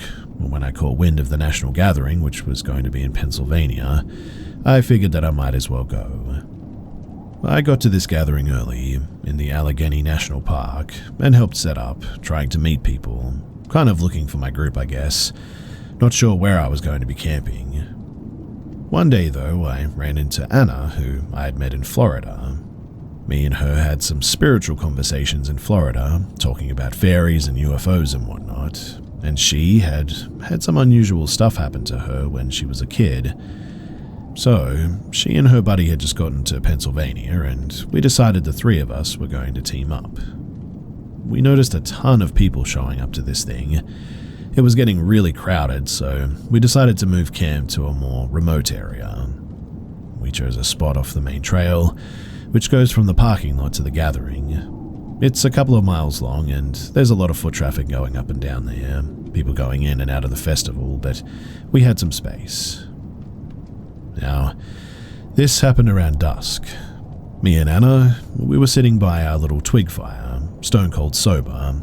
Alcohol isn't really allowed at a gathering like this. It does still get in, but there's a camp at the parking lot called A Camp where all the drinkers stay. There is, of course, other drugs at these festivals, but me and Anna and her friend just weren't into the whole drum circle scene. We had just gotten done having a deep talk about spirituality when we started to feel hungry and stood up to start heading down to the main circle, which is where everyone can get one big meal a day. We're standing up when Anna says, "Hey, do you hear that?" And I said, "No," and just kept putting out the fire with my foot. And she was like, "No, hey, shh, listen." So I stopped and I could hear the sound of someone walking through the forest. The thing that was weird about it, though, was that it was coming from a direction where there was no festival. So the festival was down below us about, I don't know, maybe a half mile if we were looking down the trail. And this sound was coming from our left, where it's just hundreds of miles of Pennsylvanian woods. The parking lot is way up the trail, a few miles behind us. And it was odd because it sounded like a person speed walking toward us. I didn't think deer because they wouldn't be coming up to a fire pit. I genuinely thought it was just some lost hippie, I guess. As this sound was getting closer, there were some people walking down the trail and some walking up the trail. There's a sort of weird custom called Nick at Night. If you yell Nick at Night, a dude with a tin can full of tobacco will find you and roll you a cigarette. There's about 10 of them sort of just walking around, and their sole job is to maintain everyone's nicotine habit. They get a ton of donations from A-Camp. So, anyways, these two groups run into a Nick at Night kid, and now are all sort of standing together on the main trail talking about 10 meters below us, oblivious to us. So while that's happening to our right and below us, the sound of someone walking from our left has gotten so close now that really we should be seeing who or what it was, and there just wasn't anything there. I was sort of frozen, I guess, kind of stuck in a state of confusion, and I think Anna was too. No fear, just why aren't we seeing this person? We could visibly see leaves and dirt being kicked up too, like there was an invisible person power walking by. Whatever it was, it went right up to that group of people in the main trail and didn't stop, but it slowed down like it was checking them out. They seemed to be totally oblivious to this. They were all smoking, talking and laughing, I guess. But it kind of did a turn as it went up to them and then suddenly did a straight line towards me and Anna. Anna had a keychain with 1,000,000 things on it, and she was frantically looking for this mini flashlight that she had on it. It was dusk, so not bright out, but still light enough that we could see the footfalls and the debris being kicked up. My mind was thinking that there must be a squirrel or a field mouse hopping on the forest floor or something. The forest floor was covered in dead leaves, but these steps were quick, as if this was a child or a small person walking fast. It's hard to explain this, and I hope you get the drift, but this thing, it came right up to us. I am standing to the right of our smouldering fire, and Anna to the left. I could hear her just struggling with this keychain. It came right up to me, probably 5 or 6 feet away. There was nothing there though, but it did the same thing with the group. It slowed its pace like it was checking us out, like a slow trot. And as it went by, Anna said, "Hey," and shone the light where it was. There was nothing to see, and whatever this thing was, it instantly took off up the hill. Just absolutely took off. It was incredibly fast. The footfalls became like a machine gun. If I had wanted to run after it, there's no way I could have. But a second later, me and Anna took off running the opposite direction, past that group, and just kept going until we were at the bottom. A funny thing happened too. There's people at these gatherings who spend the whole month naked. They'll roll around in the mud and just look like mud people for the whole festival. One of these people we had seen around was a 7-foot giant of a man, probably 400 pounds, naked, covered in mud and leaves. Me and Anna are in full flight mode, and at this point, it's dark and we run right into this guy. It absolutely terrified us initially. Anna screamed and then we all started laughing, and I guess that sort of cancelled out the panic.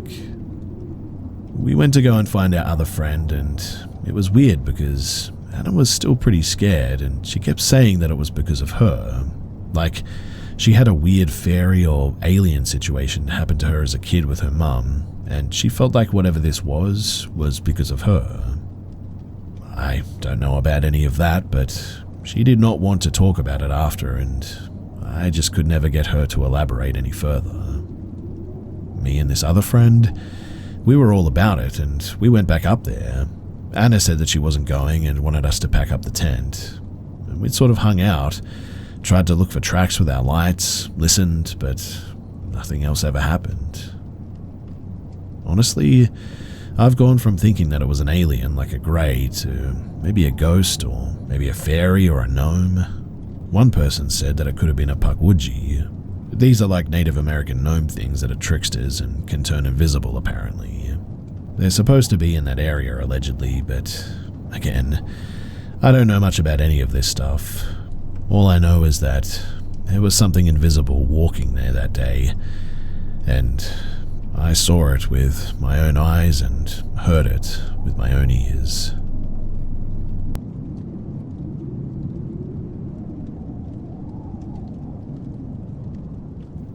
I'll start this off by saying that I grew up completely, 100% adamant that the paranormal isn't real. It can all be rationalized, and that people who believe in it haven't thought about it hard enough. I've shared other stories about paranormal events that have happened in my life recently that have completely changed my mind, primarily about my neighbor's house. That's not what I'll be talking about today, though. I live in the Midwest. I live in a small rural lot between a cornfield and a small forest in a camper. I've lived in this county my entire life. I know the entire county like the back of my hand, I guess you could say. This being said, I've come to the conclusion that my experiences around the rural and wooded parts of this county, that there are crawlers. I'm 100% sure of it, in fact. I've had many encounters, actually. Never back to back, but they happen frequently.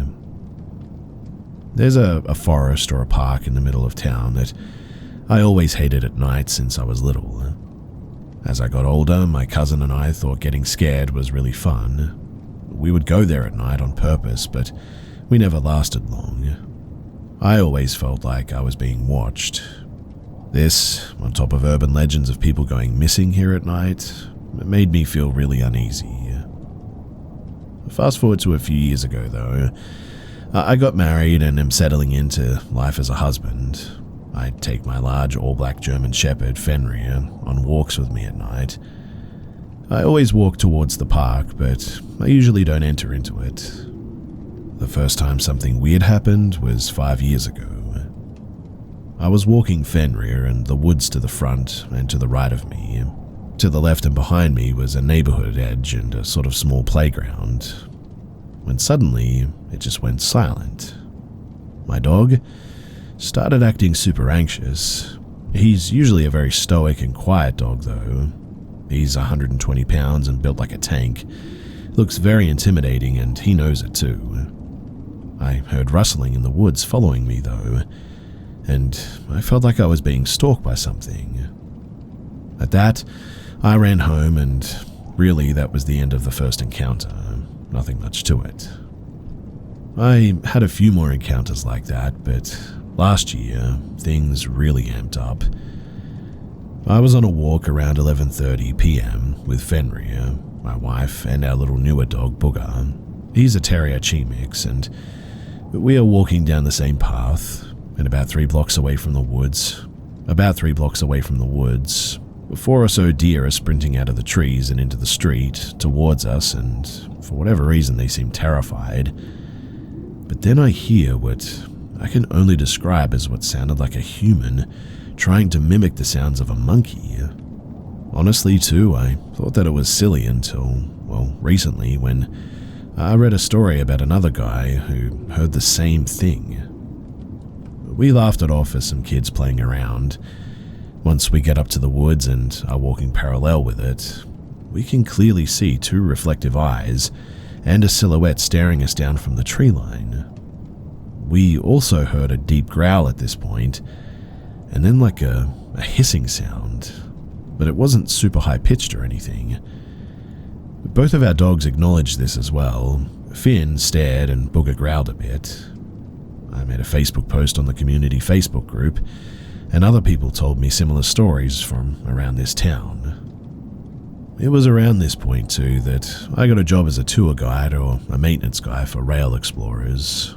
I'm working there again this year as well, and we start April 1st. Basically though, they take unused or tour-specific railroad sections that aren't used federally, and they have these sort of pedal carts with motor assist on them that you can use to explore the tracks.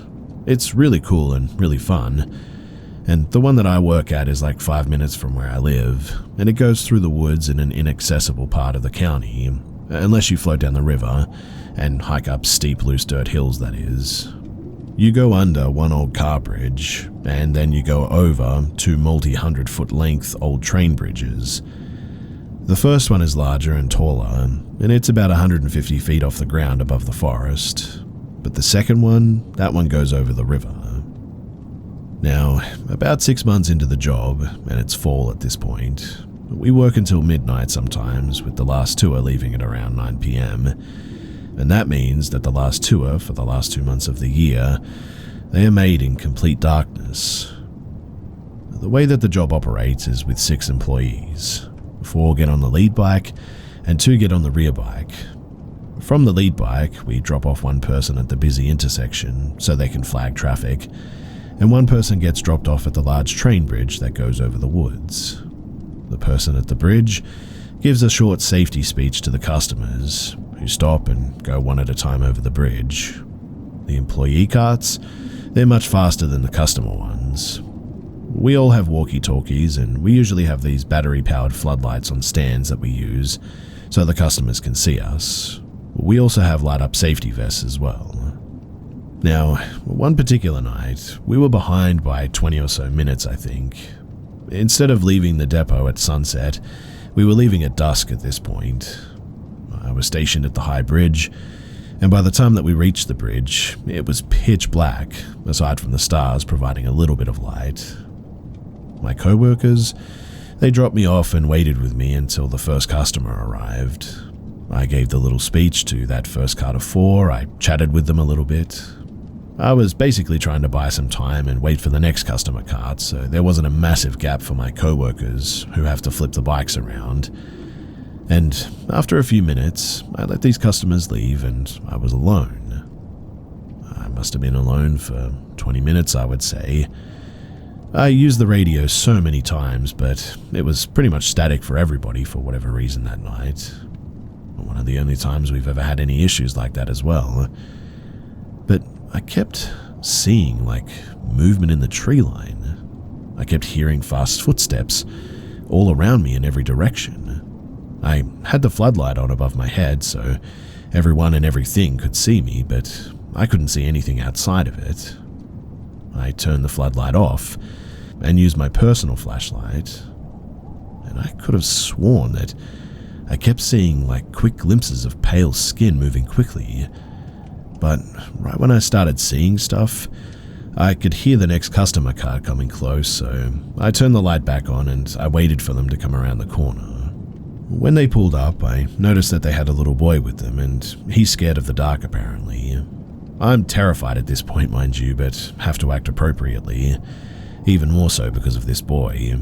I really don't want to scare him. As I'm finishing my speech though, I hear movement right behind me. I spin around with my flashlight on instinct. The poor kid, I must have frightened him too. I told them that it was probably just a deer and that they are good to go across the bridge. That same night, the person stationed at the intersection, this isn't like an in-town intersection, it's very rural. It's right next to a massive cornfield. He's Native American and was very in tune with this culture. And he told me privately a few weeks later that he heard rustling in the cornfield, and whatever was out there was apparently whispering his name and trying to get him to come into the field. He was also without communication for about those 20 minutes, but he wasn't in the woods and he could see a lot better than me. Another time, me and that same co-worker were headed back to the front cart. We were a ways ahead, so we stopped the cart in the middle of the high bridge. It sounds scary. I am a bit afraid of heights, and this bridge has massive gaps between the planks that you could definitely slip through, but after doing it so often, I guess you just get used to it. In any case, it was a clear night that night, and we were watching the stars and just small talking. But then, it goes really silent. We're about 100 or so feet in the air above the woods, mind you. We can hear for miles as well. The dogs barking across the river 2 miles can be heard without even seeing the houses. But then, we hear what sounds like a human mimicking a monkey noise again, and we hear growling. He looks at me completely seriously and tells me in a stern tone that we need to get out of here right now. I drive the heck out of there, no questions asked, and he moves states to Nevada shortly after this as well. A few other things happened here and there and to co-workers as well. Each of my co-workers have at least one story to tell. I'm only sharing mine at this point because otherwise this would be way too long. But a few months go by and it's late fall, around the middle of November. I drive through that park in town a lot when I just want to go for a drive, and I had my dog again, Fenrir, with me, and it's around 2 a.m. I can't sleep, so I'm listening to Melvin's CD and driving leisurely through the park. As soon as I get past the entrance gates, though, I feel really uneasy and just sort of weird all of a sudden. Mind you, I'm not easily scared by much, but going to that park at night, it makes me feel a primal fear. It's beyond fight or flight. I've never felt that way in my life anywhere else, in fact, ever, and I feel it every time that I'm there. So I'm driving through the park and I've rolled the windows up a lot more. Fenrir can still poke his head out but can't leap out. As I go deeper into the woods, I feel just worse and worse. I decide not to turn around because I'm already past the halfway point anyway. Turning around at this point would actually make me stay in the woods longer. I started speeding where there weren't turns that I couldn't see around. I round the last corner and what I saw, it will forever stay with me. There was a pale, skinny humanoid, tall and lanky and not quite human, crawling on its hands and feet, but it was crawling so quickly that it must have been going 20 miles per hour at least. We don't have bears here. The only animal that size are large humans and deer, and I can assure you that that was no deer. It went from my right, across the street, and then just went into the tree line. Fenrir saw it too, and he doesn't bark at animals, not even other dogs, but at this thing, whatever it was, he went absolutely ballistic. He was going crazy. In fact, he was trying to force himself out of the small gap in the window, nearly foaming at the mouth and snarling. He never acts like that, ever. I'm a certified dog trainer, and I've raised him from birth, and I've never seen him like this before. In any case, I quickly got out of there, and we didn't look back. Most recently, I've sort of become, I don't know, maybe obsessed with this park, I guess is the way to say it. I've walked there at night from my camper to the park with Fenrir, and I'll never do it again. I didn't see a figure this time, but as I was entering the park, a massive owl flew by my head, so close that I could have smacked it mid-flight. This made me feel a bit weird for some reason. And as soon as I get into the park, I feel extremely weird again, anxious and nauseous. I walk a few hundred yards to the only streetlight in the entire park, and I turn around and face the woods. Me and Fenrir stand there frozen for like 10 minutes, because the silence was, again, absolutely deafening. Anytime I heard anything, I was jumpy. Finn was anxious as heck too. He kept staring into a certain spot in the woods a ways off as well. And I swear that I saw eyes in there every once in a while too. I built up the courage to walk out, and after that, I haven't gone back since. It will be interesting to see what happens at my job this year. I wanted to add that the county that I live in is packed full of abandoned mines as well, hundreds of them, and I'm not 100% sure if it's all related or not, but based on some of the things that I'm reading, apparently there might be some sort of a connection.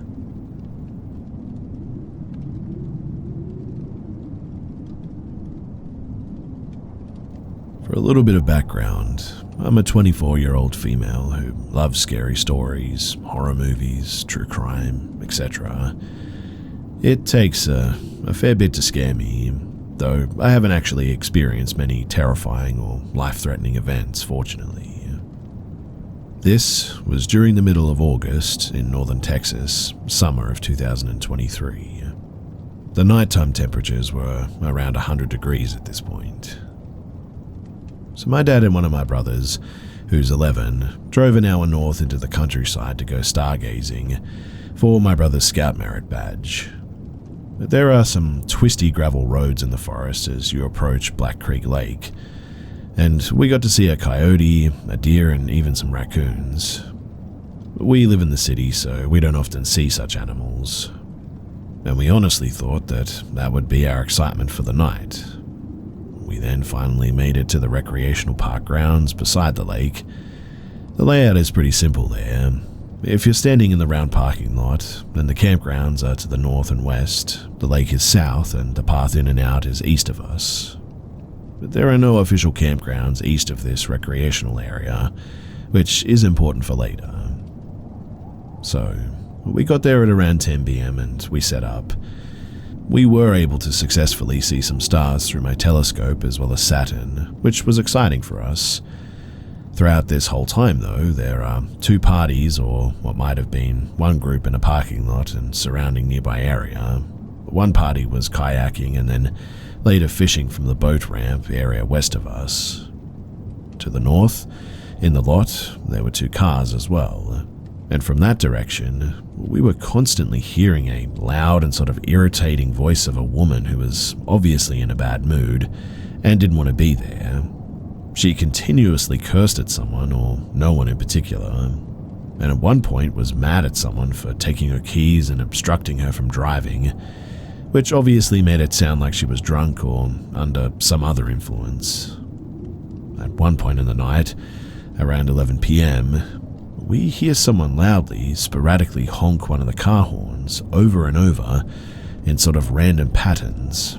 Then we hear the obnoxious woman rudely tell someone to wake up over and over again, then proceeding to hold down the horn for a few seconds at a time, and continuing her assault on the horn and our ears. By this point, my family and I are just about ready to leave due to this loud commotion.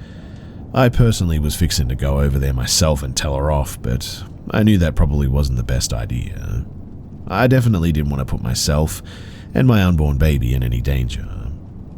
Then, for maybe about 20 or 30 minutes, we were able to watch the stars in relative peace with little noise coming from the other two parties. Fortunately, none of these people were directly involved with what happened next, but it may have been the cause of it. So just before midnight, we packed up our stargazing stuff and we got in the car. Now, the gravel path to the exit is up a sort of slight hill or slope, meaning from the parking lot, you really can't see past where the path goes up and around a couple of trees. We drive up the hill, and just as the headlights come back down to illuminate the path in front of us, and the trees to our right side, it was right then and there that we see a man wearing only black shorts and no shirt. The timing was honestly straight out of a horror movie, to just suddenly see someone out of nowhere like that. He must have been in his late 20s or maybe early 30s, and had short dark hair. Just as the light hit him though, he was standing and walking right there, just to the right of our car in front of us at a very close distance, only a couple of feet away I would guess. But the guy, he had been walking towards our direction, and upon seeing us, quickly raised both of his arms to flip us off with both hands. He keeps his hands and arms raised and is quickly and loudly saying something to us with anger or something in his voice. We couldn't understand what he was saying though, since we had the radio on and all of this happened so quickly. The second the man saw us though, he started walking toward our car quickly. My dad was driving slowly initially to avoid the agitated man, thinking that he might need help. My dad, in a sort of confused voice, says, "What is he doing?" But I just reply with, "No, go, go, go," and we sped off. I knew that This was not a situation where we needed to stick around and ask questions. It freaked me out a little bit imagining what would have happened too, if the guy had reached the car a few seconds later, if we hadn't have sped off like that. I'm not very familiar with my dad's car, and it scares me that I might have ended up pressing the wrong button to lock the door or whatever, and the guy could have opened it and done who knows what. We left and we never had anything else happen, but we did wonder who that guy was and also where he came from. The direction that he was walking from had no official campgrounds, only the forest. Maybe he lived in one of the scattered houses in the woods that we'd passed by on our long journey there. I wondered why he had been walking in our direction, toward the recreational area. My best theory is that he wanted to confront the group that had been honking the horn and waking up the entire forest, but upon seeing our car leave, maybe he thought that it had been us making the racket. Even if that's not it, or the man needed help, which is not likely considering his reaction to us, I couldn't help but feel an immediate sense of danger upon seeing him. I really hope that no harm came to those 2 other parties that night, but honestly, he was sort of heading in that direction, and it wouldn't surprise me if there was some sort of a confrontation, or who knows, maybe worse.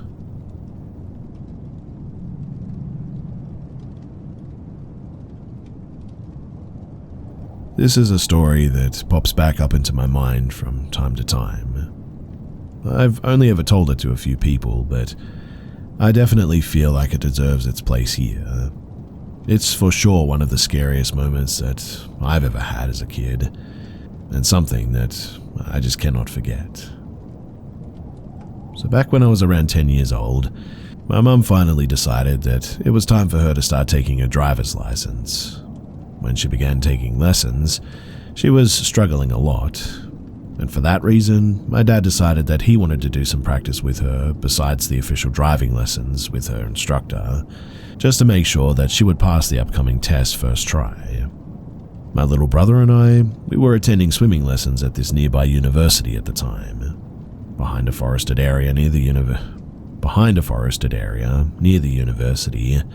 there's this huge student parking area, surrounded by trees, which turned out to be basically empty every weekend. My dad, he saw the opportunity to take my mum here to drive around for a bit, and brought my little brother and I with them since we were too young to stay home alone. We also brought a football with us. Now, when we arrived to the parking lot later on in the evening, my parents began their practice. My little brother and I, we quickly got pretty bored though and asked if we could go over to this little grass field on the side of the parking lot just to play some football. My parents, they let us since they'd always be able to keep their eyes on us whilst driving around. After playing for some time, my parents ended up driving around in the other end of the parking lot. They weren't far, mind you, maybe 300 to 400 meters away from my brother and I, max. But suddenly, this white Toyota pulls up into the parking lot. We were playing almost right at the exit or entrance, I guess you could say. The car turns around and it stops on my right side with the vehicle facing the exit. The driver rolls down his windows and presents himself as Thomas. He looked friendly, I guess, was good-looking and young. I guess would be around 30. But this is where things started to get a bit weird. You see, in the passenger seat was a woman covering her face with a newspaper. All I could see was long blonde hair, and on the back seat was a baby, sat in a baby chair. Thomas immediately states that he's from the police and that we apparently have to get into the car immediately as he has to talk with us. My brother actually took 2 steps towards the vehicle, but I stuck my arm in front of his chest as I was sensing something was off. The woman was still covering her face at this point, not saying a word. Thomas then raised his voice and told us once again to get into the car or else he'd have to come out and get us. My brother and I, we just sort of froze out of fear. Suddenly though, the woman put down the newspaper, showed her face and told us in the most calm motherly voice to just listen to the man. The woman looked young, pretty and like a person who honestly wouldn't hurt a fly. At this moment, I began screaming as loud as I could. What we hadn't seen at that point was that my dad was already running as fast as he could toward us. He was coming from behind the vehicle, so we didn't see it. My parents didn't have time to drive to us since the road down the parking lot, it was sort of twisted all the way. When my dad heard my scream, he started yelling as loud as he could, "Hey, who the heck are you? Get away from my children." As soon as Thomas heard my dad and realized my brother and I weren't alone, he threw that car into gear and took off as fast as he could. He most definitely looked like a person who just soiled himself when he saw my dad. My dad was absolutely furious though, and told my brother and I to hurry up back to the car. He didn't even think about calling the police at that point. He wanted to beat up the guy himself. That resulted in us driving around for the next hour trying to find him before my dad cooled down and decided that he should probably just call the police. We never did find out who those people were, but this episode, I guess you could call it, taught me to never judge a book by its cover. People can be the most friendly looking people in the world and still wish evil upon you or the ones you love. I'm really not sure what these people would have done to us, but I'm sure about one thing. They definitely were not the police.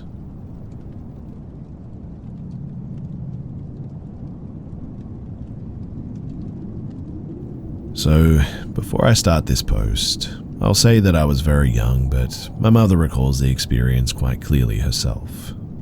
I'm not really into cryptozoology at all, but I am curious if this is a common sighting, or what exactly my mother, father, and I experienced. This was along Route 66 going from Texas into New Mexico. We were heading to my great-grandfather's funeral back in 2005, in the middle of the summer, and I was 10 at the time. The sun was starting to set, and I remember us talking. I'm eating a Happy Meal that they bought me at the time, and we were just swapping stories and having a good time. They made me this little cubby-like area in the trunk for me to lay down in, color, etc. But most of the trip was spent just looking out the window, watching things pass by. While my parents were talking and the radio was on, I was just watching the world pass by, but I remember very clearly seeing a man standing and staring at cars. He wore a black trench coat, bowler or perhaps top hat, a black beard, but the part that I remember the most vividly was bright glowing red eyes. I pointed it out to my mum, who was distracted at the time, having not seen it. And well, a couple of hours go by and I'm still looking out my window. I made a little game for myself to see if I could count how many birds I could spot along the way, and the sun was starting to set as well. And the next thing I know, I see the same dude just ahead of us. But now, because of the dark, the eyes were a lot more intense. My mum got a little bit concerned about it and told my dad to speed up. Eventually, fatigue set in and we found a rest stop. It was pitch black there, like the kind of dark that you can't even see your own feet in without a light, and we were all just trying to sleep at this point. I had to go to the bathroom and my dad walked out with me as I was rather freaked out by the sighting earlier, worried that the guy would come and grab me. As we got out of the car, I remember my father staring off into the distance and told me to hurry up, though keeping his usual calm demeanor. When I finished and got back into the car, he started it for some reason and we took off again, driving to stay in a motel instead. I asked him and my mother about it recently as we were just reminiscing together about trips that we'd taken. And when I asked my dad why he had us go to a motel, he claimed that it was because he saw the same pair of eyes staring at us from a hill near where we were, above a sort of rocky outcrop. I never saw those, so I can't confirm either way, but my dad is certainly not one to make up stories like this. So, does anyone have any idea or stories as to what exactly this could have been? I remember the eyes so vividly, it's burned into my mind, as well as him being out in the desert heat with a heavy trench coat, and, well, I'm not sure. My dad swears that it was the devil. My mum thinks that it was a chupacabra of some sorts. I myself am not really sure what it was. Any thoughts would be appreciated. As I said, this was over 19 years ago, and I haven't seen anything since then, as I live far away from Route 66 now, and to be honest, I have no plans of going back there.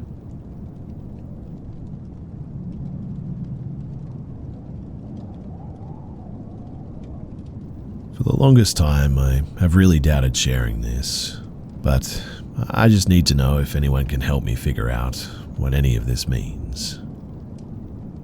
So when I was 11, we moved into a new house.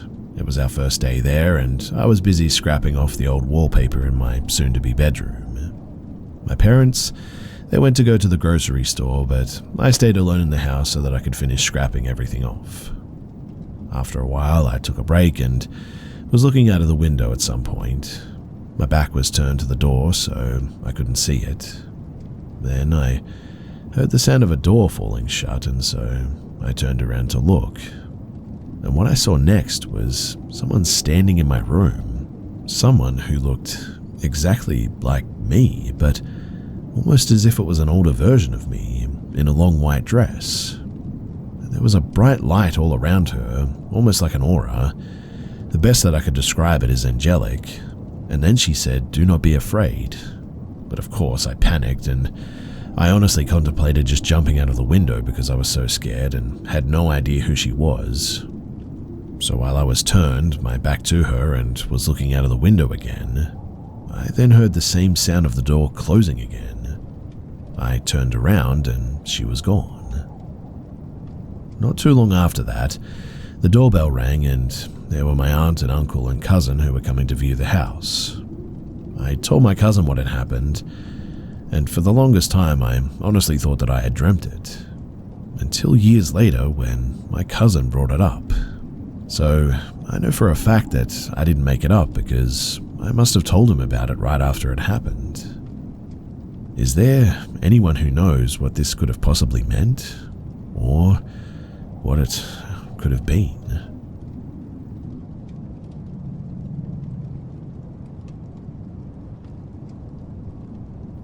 I've had a weird one that's been stuck with me for a while, and I really don't know how to make sense of it.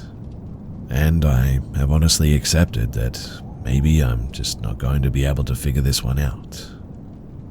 So, it was a normal day at home on my day off. I had just bought my house like 3 months ago, I would say, and was still getting used to it. I sat down on my sectional in the living room watching some TV. I had just made some clam chowder, literally my favorite, and set it in front of me while I put on South Park, since it's my comfort show and this was probably around noon. It was still bright out and the house was lit up through the blinds. But this is where I get goosebumps, because I cannot for the life of me remember what happened next. It was just 7:42 p.m. It was like a snap of someone's fingers and the world moved on without me. South Park was still on, definitely not near the episode I started on, which was the episode about Yelpers, and my food was still untouched where I left it. I just wasn't sitting up anymore. I was lying on the couch in front of my fireplace. But I never lay there. I usually use it to sit and tie my shoes before I head out. I can't really explain the feeling, but I'd say that there was an immense, raw sense of fear that came over me because I couldn't figure out where the time went or what had happened. There were just no pieces to put together. Besides that, too, I just felt kind of sick and out of body, which I kind of attributed to how worked up I got. It never happened to me before, hasn't happened to me since then. No history of anything like that in the family, and so I truly am at a loss for that one. To make myself feel better, I reheated the clam chowder and I ate it though. But some answers to things that have been asked of me before. Yes, I installed a carbon monoxide detector shortly after I bought the house, and it wasn't that. When I woke up, besides the general feeling I had, there were some marks on my foot, like it was tied up in a wire thread, but the marks didn't last until the next day, and then they were gone. There's no history of any epilepsy or blackouts in the family or personally. After this, though, I experienced shivers in my spine is the best way to say it. Not painful, but at random times it just felt like the center of my spine would get cold, and it would shoot up and down the length of my back and give my whole body goosebumps. This still happens to me now and then, but nowhere near as often as when this happened. I also had some missed calls and texts, but I didn't text or call anyone while I was, well, whatever happened. Missing, I guess. That couch is super uncomfortable too. I hate it, and it's just really there to put things on. I have an awesome sectional that I can't get enough of, so I have no idea why I'd randomly wake up on the couch like that. I would never do it to begin with. I wouldn't even let a puppy sleep on it. And yeah, that's pretty much it. I have no idea what happened, and it really freaks me out.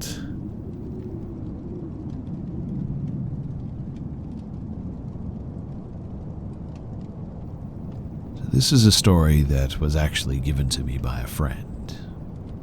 He explained that he woke up in the middle of the night because he thought that he heard footsteps coming down the hallway, and he's alone in the basement. The barn door to his room is locked from the inside with one of those cheap swinging metal latches, and he hears that latch fling open, and the barn door slammed across the slider and dented the wall. Then he describes this short, skinny human with huge eyes, and said that it looked somewhat similar to Gollum from Lord of the Rings.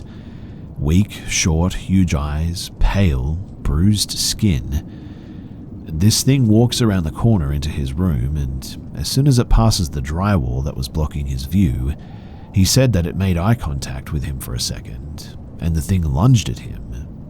While he was on his bed and in his underwear, he describes kicking this thing away, and at first the thing would just keep coming back until eventually he kicked it so far that it was out of view, blocked by the wall from his point of view, and the thing just disappears. But he then says immediately after that, this 8-foot-tall, skinny, all-black humanoid thing crawls out of the ceiling, saying that it began walking in circles on all fours above his bed, until after less than a minute of doing so, crawls down the wall that is past the end of his bed, and then stands up at the end of his bed. He said that when it stood, it was as tall as the ceiling was, standing at the small space between the end of his bed and the wall. It sort of crawled down, and it went down the wall-mounted TV behind it. The creature then lunged at him again. He described a similar thing with kicking it off and fighting with it until he kicked it onto a wall, and apparently it disappeared. Now, I'm pretty sure I was sleeping when he called me just after this, obviously terrified and confused, telling me all about what had just happened and how he wasn't sure whether it was a dream or not. Yet, weirdly, the door was open, and he said that he called me right after they were there and didn't remember waking up before he called me. That's really strange, right? In any case, now we know it was 100% not a dream, to some extent at least, because, well, 1, the barn door is 100 pounds on a track and cannot move on its own weight. 2, the latch was on the inside with horizontal pressure. It needs vertical pressure to open. 3, the wall was definitely dented afterwards, and it was quite a dent, let me tell you. 4, he doesn't remember waking up other than when he heard the footsteps in the hallway. And 5, events like this began to happen frequently after this until, after months, his mum experienced clearly hearing people in the house when she was home alone. Is that just coincidental? We're not sure, but we think that it adds to the weight of the validity of his own experience.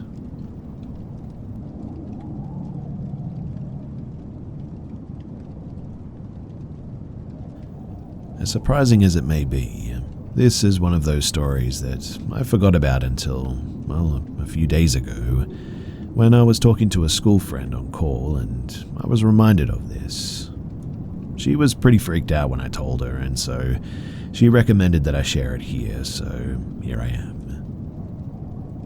So this happened when I was roughly maybe 7 or 8, so some of the details are a little bit fuzzy, but I do remember the main parts pretty vividly. This may seem like unimportant context as well, but my family had just moved to America and were renting the top portion of your regular suburban house in a pretty safe cul-de-sac. I had some friends, they were triplets, about 3 or 4 houses down from us. It really wasn't that far at all, and every day I would hang out with them. Around 9 or 10 in the night, my older brother, around 11 or 12 at the time, would make the 2-minute walk and come and get me, and walk me home since I was pretty young. One night, he came to get me as usual. The sun wasn't fully down, but it was getting pretty dark. We started down the walk as normal when he started casting glances over his shoulder. I didn't really notice as well until he shoved me hard away from the sidewalk and in between 2 houses. Each house had a huge fence that separated their backyard, not ours though, and he made me crouch behind the fence. I remember suddenly being really scared, but also confused since I had no idea what the heck was going on. More specifically, he was a pretty big prankster. Once he even convinced me that my older sister had actually crashed her car into the ocean. So I didn't really believe him when he turned and said, "Walk behind the houses, I think somebody might be following us." Looking back now, he was probably trying to keep me calm, but whatever calm was left in my tiny 8-year-old body was gone the moment that I turned around and looked. The man had followed us behind the houses, and he was just by the edge of a few houses down near a different fence line. He had a black hoodie on, with the hood up, black sweatpants and white sneakers. I have pretty bad eyesight now due to some health problems, but back then it was absolutely crystal clear, and I could see, with horrifying clarity, that his jaw was sort of hung open. Like, he was just sort of standing there with his jaw hung open. It was horrifying, and I think now that I'm older, maybe he had some kind of medical condition that affected his jaw, or maybe he did crack or something. I don't know, but back then I could have sworn on God that I was seeing some kind of a demon. Anyway, my brother, when he saw me looking and getting really freaked out, told me to just run as fast as I can to our house. And so we absolutely booked it. Neither of us looked back, but we were scared out of our minds, and like I said, we only rented the top portion of the house, so the bottom, with the sliding door in the backyard, belonged to some other tenant at the time. I don't remember if she was home or not, but I remember tugging that thing open and locking it as fast as I could. And when I looked up, he was there in our yard, a little ways away from the door, staring at us. Me and my brother told my sister and my mother immediately. My father was away on a work trip at the time. But in the end, nothing really came of it. Well, not until the day after, at least. You see, we went to go and meet my dad at his warehouse, which had a small live-in portion above it, where he lazed around until he was ready to head home with us. Around dusk, he came up and told us that we might have to wait since the police were there for some reason. He walked us around to the back window of the small area to show the police all around the backyard area of the warehouses, and there were a few in line, to a white van parked on the grass by the edge of the woods. Like I said, I was pretty young, so I don't remember many details of what actually happened, but I do remember my dad, who hadn't been told about the day prior, telling us that they found a man and a woman in the van. The man, he said, had his mouth hung wide open. He seemed really disturbed telling me about the whole thing and wouldn't answer any more questions about the woman. Maybe she was dead, I've got zero idea, but I do know that they were arrested on trespassing charges apparently. I don't really know anything else about it, and I haven't asked about it either, and I doubt that he would actually remember it. It's been over a decade, and he's pushing 70 now. But the whole situation just really freaks me out to this day. I still cannot believe it happened, and I don't have any answers for it. I talked to my brother briefly about it in the hopes that he remembered more than I do, but all I got was a long tirade about whatever medical condition the guy probably had for his mouth to be like that. He's one of those annoying medical students now. But sometimes I think maybe he didn't mean any harm and was just drugged out of his mind or something. But this was, in the world's safest neighborhood, and also doesn't explain why or how he showed up at my dad's workplace as well. Plus, if he didn't have any nefarious intentions, why did he follow a couple of kids home so late at night?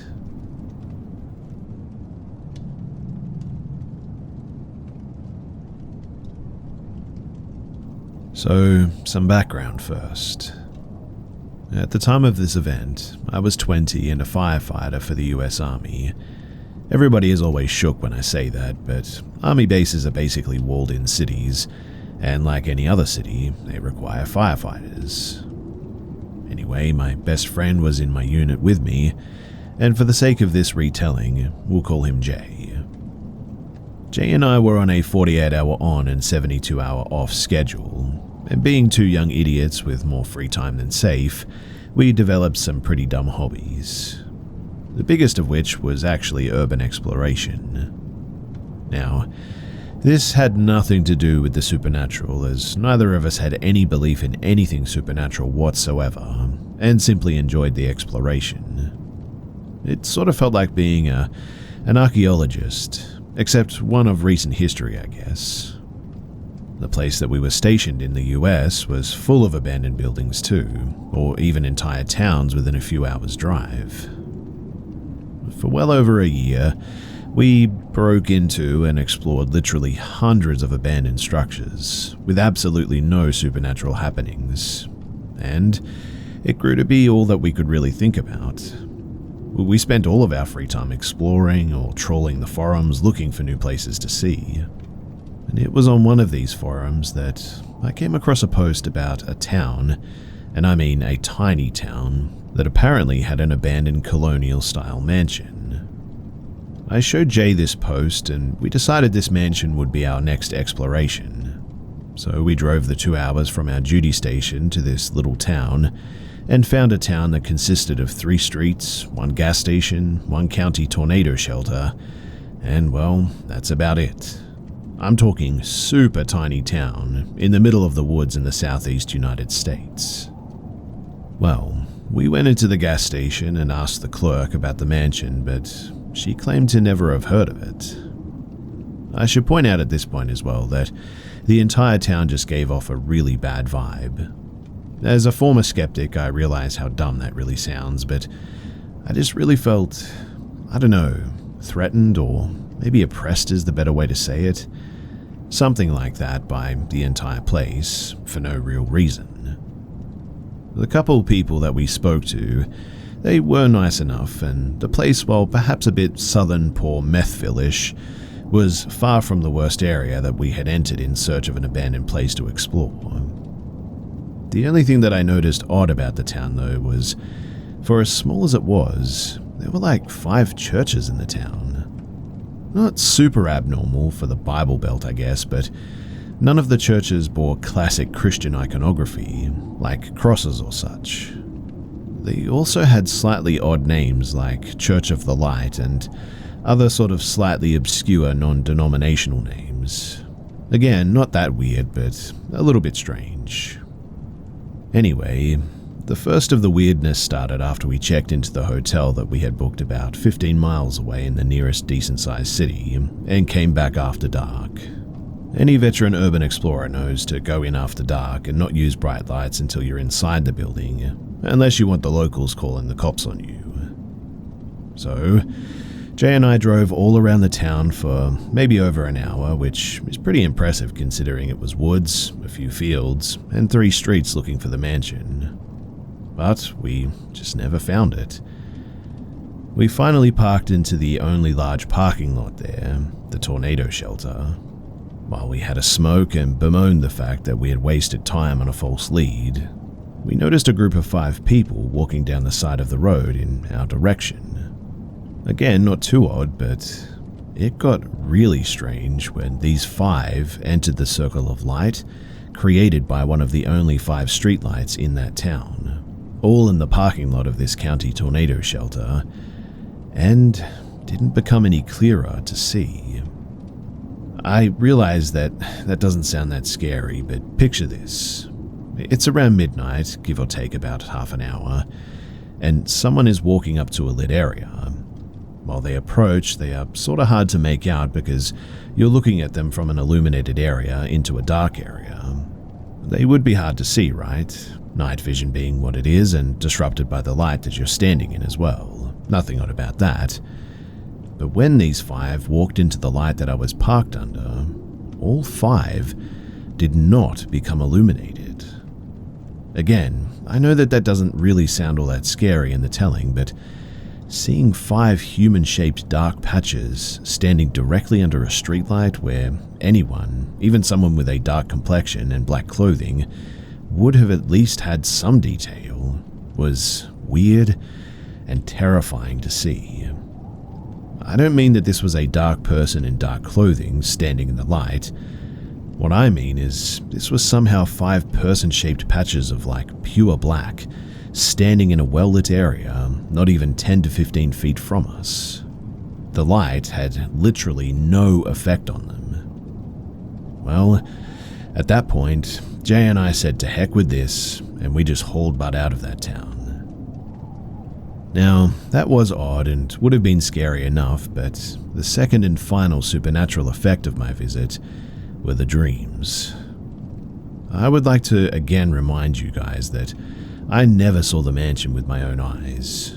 Jay and I, however, spent nearly a year having the same nightmares about a mansion that, again, I shouldn't be able to really say was there.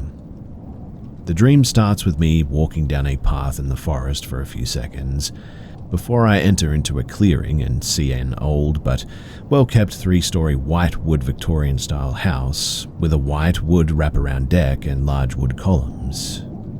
I walk up the dirt path to 3 wood steps up onto a porch, and then up to the green painted double doors. I suddenly feel sick to my stomach in this place, and feel like something wants me to come inside really badly. But at the same time, I'm 100% certain that I should not enter into this house. Eventually, I open the right double door, and all I can see inside of the house is pitch black. Then I wake up. Now, I know that dream is weird, and look, I get it, it's just a dream. But when you really live through something like this, and it's not a fictional story, it's a really sort of eerie thing to go through.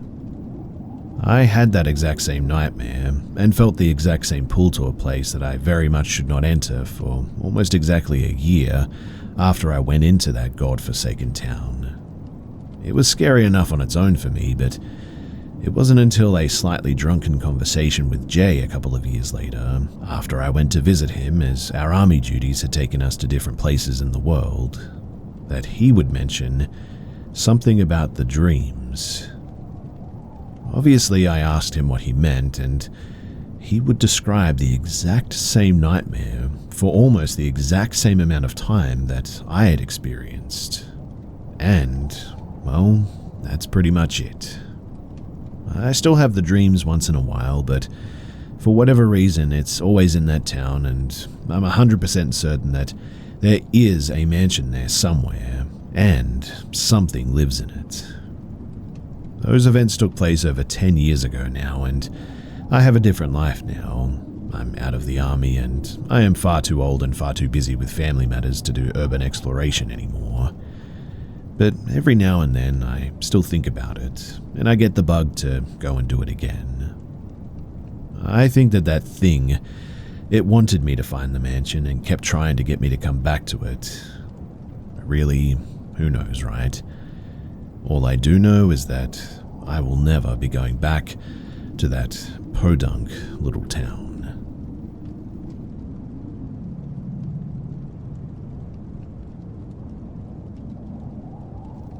This felt truly like something out of a horror movie.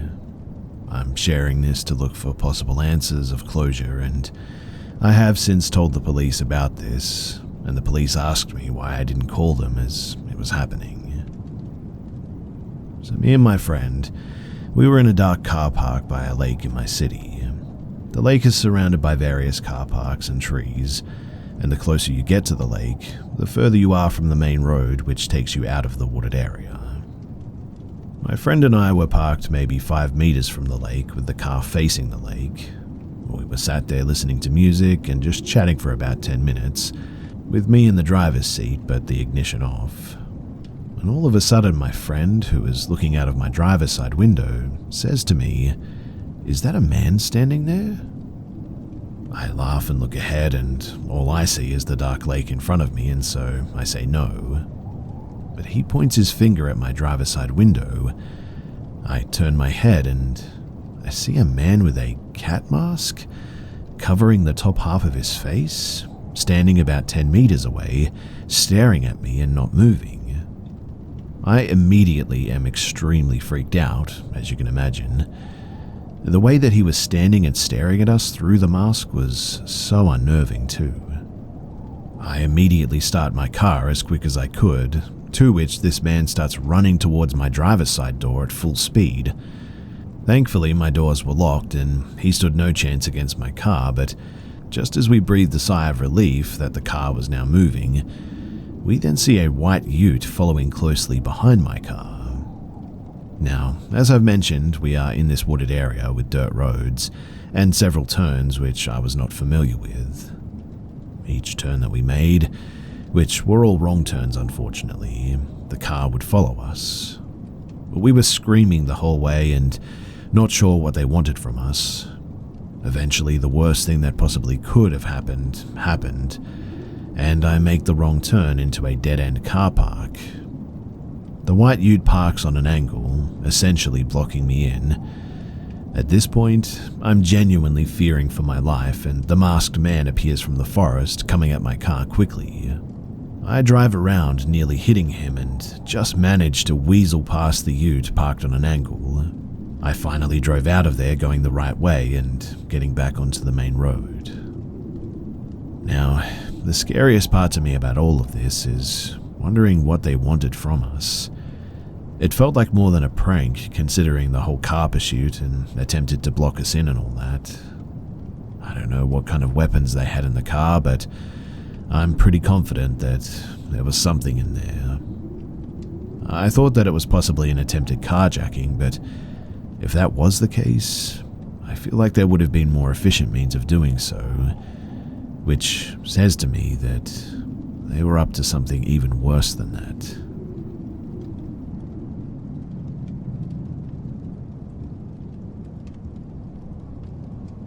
When I was around 10 or 11 years old, I had a friend whose house that I would stay at frequently. Now, there was one day in particular that my older sibling, my friend, and I had decided to have a sleepover where we all slept on the couch. The couch had this U-shaped layout, so my friend slept on the left side of the couch, I slept in the middle of the couch, and my sibling slept on the right side. My friend's house had this ledge-type area that looked into the kitchen, almost like diners have, and from where I was laying, I had the perfect view of the back door if I just propped myself up a bit. So, I woke up the earliest that morning, around 5 or 6, but it was summer, so the sun was just starting to rise. I could see outside pretty clearly at this point, when out of nowhere, not long after I woke up, I hear 3 knocks at the back door. Nothing weird about the knocks, other than the fact that it was on the back door at like 5 or 6 in the morning, but my friend's sibling was staying out in the garage, so my immediate thought was he must have locked himself out or something. I look up though, and there's nobody at the door. I even get up to look out the window better from a distance, and there's nobody there. I start to get a bit weirded out at this point, so I go lay back down and try to forget about it. But a minute or so later, there are 3 knocks again, but this time they're really slow.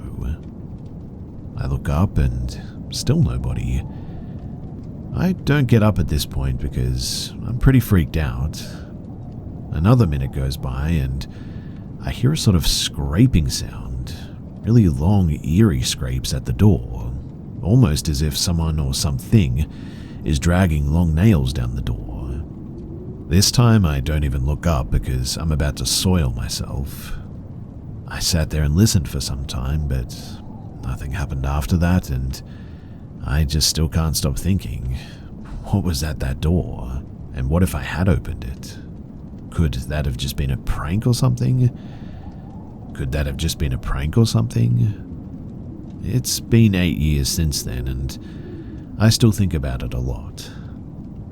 I should add too that later on I asked my friend if her brother was out there to see if by chance it could have been him pulling a prank on us.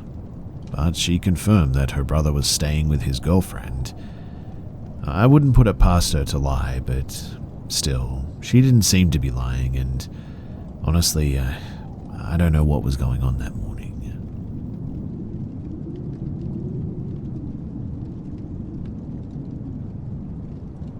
This is actually my grandmother's story. So, my grandmother slept with her bedroom door closed and lamp on all the time. And one night, she woke up and saw an Asian woman in a green knit sweater standing at the foot of her bed staring at her. In typical Italian fashion, my grandmother began cursing and screaming for this woman to leave, as in the moment she didn't suspect the supernatural or anything, but had actually suspected that this strange woman had broken into her house. Keeping eyes on her, she got up out of bed and grabbed the woman by the wrists and began shaking her. She was screaming in her face to leave or she was going to call the police.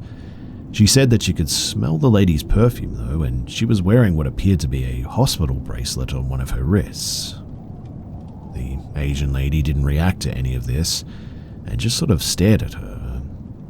Grandma backed away from what she thought now was a crazy person to her nightstand, where she turned for a brief moment to pick up the phone and dial 911, and when she turned to face the strange woman, she had just vanished. That's when she noticed that her bedroom door was still shut. She remained in her bedroom until the police arrived. They searched the entire house and found no signs of forced entry. After the police left, she realized that this woman was never looking at her, but was looking through her the entire time. My grandmother lived in this house for decades until her death. Other than this experience, the only other paranormal thing she would talk about was that she would get these whiffs of perfume or cigar smoke. This happened both before and after this incident, and I should note too that she was a smoker, although she certainly didn't smoke cigars. After her death, my family and I spent several days cleaning out her house. It was a rental. And as we did this, we too would get these whiffs of perfume and cigar smoke all throughout that house. So, was it the paranormal or just residual smells from a woman who smoked and lived in that house for almost 40 years? Grandma's story is a bit creepy, but I don't know. Maybe she just hallucinated something that night. Or maybe she actually did see something.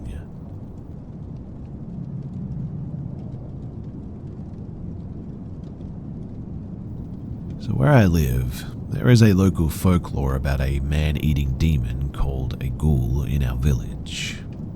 It is said that they live in graveyards and eat the flesh of dead humans who didn't live a righteous life. But sometimes they take the form of a beautiful woman or crying child, trying to attract people at night and eat them alive. It's a pretty well-known story. We've been hearing it since childhood, though I personally never believed it. I mean, jinns exist, but they can't hurt humans in normal circumstances. Now, one day, I went to see a performance in a neighboring village with my friend Aman. By the time the performance ended, it was almost midnight, so we started coming back home, and on the way back, we had to cross an old graveyard. It was one of the biggest paranormal hotspots in our village, apparently. We were just talking about the performance, though, the whole time until we reached said graveyard. Both of us became silent then, and we crossed this road many times, but never this late at night. Our bodies suddenly felt heavy as we crossed it. Every noise sort of felt paranormal, but that's just being on edge, right, out in the dark. Each step felt slower than the last, but suddenly we heard a really weird faint noise. As we walked down the road, the sound became louder and clearer, and we were certain that it was the cry of a child. I looked at Aman upon hearing that, and Aman was just as scared as I was, I think. As we slowly went closer to the sound, we did see a child about 1 or 2 years old crying beside the road. We didn't approach the child, we didn't even directly look at it. But as we walked by it, my eyes started tearing up a bit, and every inch of me was just telling me to run. I barely managed to keep my sanity at that moment, but I would have probably passed out if I was alone, I would guess. As we were walking past it, taking a wide berth, mind you, the crying became louder and louder, to the point like I felt my eardrum would burst. Once we were about 20 meters away from it, the crying just suddenly stopped. I could no longer control my body, and I ended up looking back. And when I did, I saw nothing. It was gone. There wasn't any sign of any kid or anyone else around us. I took a deep breath. My heart felt lighter. Aman looked at me, and he also looked relieved. But before we could say a single sentence, we heard what I can only describe as like a demonic scream. It came from somewhere in the darkness of the graveyard, but that was definitely the last straw for us. We ran as fast as we could, and I could feel my consciousness sort of slipping away as well. What I mean is that I felt sort of woozy and like I was about to go out. We didn't stop running though until we reached our village.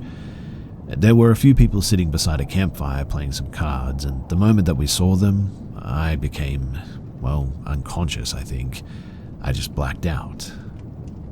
I woke up in my grandparents' home. Aman had already woken up and he had told them everything. I confirmed his claims, and apparently what we saw was the ghoul. Some believed us and some didn't. Some are skeptical, as I was and still am to some degree. But I got an earful from my grandmother, and, well, it's been about 3 years since that incident.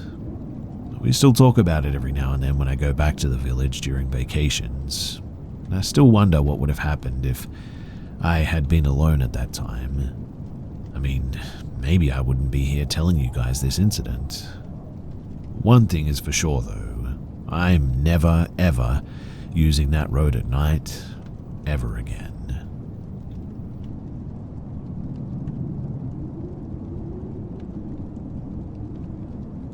A few years back, me and my friend were riding our motorcycles across country. If you've never done that and you get the opportunity, then you should take it. Anyway, we're both amateur storm chasers too, and love finding a safe dry spot to view thunderstorms from a safe distance from. On a motorcycle, it is a lot more dangerous and exciting, as you can probably imagine, but we were in Nebraska and I noticed on the radar that infamous hook where a potential tornado is. No sooner than I told my friend, the sirens in town started going off.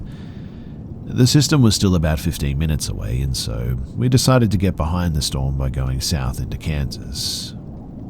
The highway going south was maybe about a mile up the road, so we headed that way, and we were only about 20 miles from the border, but this storm system stretched all the way down to Oklahoma, so we knew that we'd be in for the rain eventually. We did get far enough away where we could stop and watch the lightning and the storm hit where we had been in Nebraska. And now, riding in the rain doesn't bother me too much. It's when there's severe weather that does. It was already getting dark and we started looking for shelter, a barn, gas station, or just something to get out of the pea-sized hail that was starting to fall. But we finally got up into this little town and saw what was, for all intents and purposes, an abandoned boarded up building on the main drag. We found an awning to get under, and some scrap plywood that we used to lay over the bikes, and an old tire to put over the wood to keep it down. The wind, though, started blowing like mad, and started hailing again, some golf ball-sized hail this time. It was pretty intense, and the wind blowing the rain sideways, and the lightning was striking the ground all around us. The flimsy, what was left of an awning, wasn't keeping dry, but it was keeping the hail off of us, which we were grateful for. My friend was panicking though, saying that there was a radar indication that a tornado in the area was about to hit us, and if he had to break into the building to get out of the storm, he was going to. I was like, bro, we can't do that. I'm not trying to catch a criminal charge or anything. So we both sat there hunkered down, when we heard what sounded like a deep growl. I tried to play it off, but then we heard and the best way that I can describe it is as a raspy voice say, "Come inside." He said, "Did you hear that?" And I said, "I sure as heck did." My heart was racing, but then we hear the same sounding voice, but this time it sounded like it was laughing. My friend was like, "Heck no, to heck with this." By this time the hail had stopped anyway, and it was still raining sideways, but we noped the heck out of there because I can assure you that there was nobody there, and where that voice came from, I still have no idea. The power was still out, and it was around 9:30 at night. We came up on a gas station, and it looked like the entire town was up under the gas station taking shelter. We managed to squeeze in and sheltered the rest of the storm out there. So we managed to squeeze in and we sheltered the rest of the storm out there. The power eventually came back on, and we talked to a few of the locals, and someone told us that the place used to be an inn, and the owner's wife ended up going insane and apparently killed her husband and several other men with a shotgun one night back in the 40s. I will say too that that voice that we heard, it did sound a little bit female.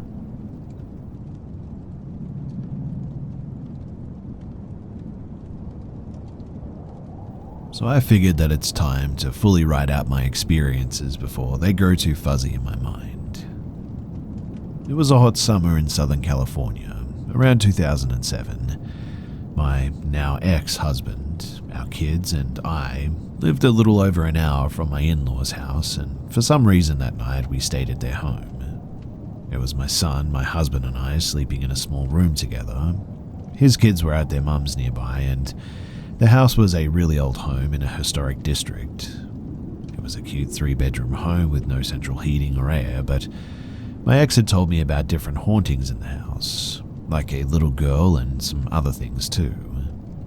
But while I believe in the paranormal because of my own experiences, I still believe a good majority of things are people's imaginations, dreams, or mistaken ideas about why things happen. So I wasn't scared at all to sleep in the house. Anyway, I woke up in the middle of the night because I was outrageously hot. I went into the kitchen, turned on the lights, and got a drink of water in hopes of cooling down a bit. I normally sleep like a rock and can usually get right back to sleep when I've woken up, but no such luck that night. I drank some water in the kitchen and realized that I wasn't going to be able to go back to sleep that night, so I thought that I would just watch some TV until I got sleepy enough to try again. I wasn't worried about waking anyone up because the television was on the opposite end of the house anyway from the bedrooms. The kitchen, the front room, and the living room were in a sort of T formation in this house, the T being the walls that separated the rooms. The bottom left section of the T was where the kitchen was at, the bottom right of the T was the front room, and the top of the T was the living room. I hope that makes sense. Anyway, I began to walk out of the kitchen and into the living room towards the television. As I walked out of the kitchen, the wall connecting all 3 rooms was about 2 feet from my right side, when I hear a slam as if something had been thrown or hit my side of the wall. Not like someone hit the wall, but more like a small toy was thrown hard at the wall or something. It wasn't a large house by any means. I mean, there were no animals or children, or other than my son for that night. There was a doorway behind me that was really old, and it was definitely closed. It was kind of broken and was easily heard when you opened it though, because it didn't open easily. What I mean is that, either way, if something was thrown, it couldn't have come from the doorway because of the angle. I mean, it would have had to have gone right through me. Which means that the only direction that it could have come from was about 45 degrees directly in front of me from the direction of the television, which there are no doors or windows in that direction, and also nowhere for anyone to hide or anything. My point is that I don't know what the heck that was, or how it could have made it past me without me seeing it. In any case, immediately after hearing whatever it was that hit the wall, I felt a rush past me, like a wind, but more like as if you could strongly feel the wind of somebody running past you. It came from the direction of whatever hit the wall towards the direction of the fireplace. The fireplace was about 4 feet to my left, and as it rushed past me, I immediately hear something hit the fireplace. I looked, but I didn't see anything. The whole thing took about 2 seconds, if that, but there was just no explanation for any of it. My heart jumped into my throat and I wanted to run. I don't like to acknowledge the paranormal because I believe it either gives them power or they know that they can now communicate with you, so they'll do more. So I tried to pretend that I wasn't scared out of my wits. I turned the light switch off calmly and slowly walked back to the bedroom. You know, sort of as if I changed my mind and no longer wanted to watch TV or anything. No big deal, right? Really inside though, I wanted to scream and run, but I wasn't going to give anything that satisfaction.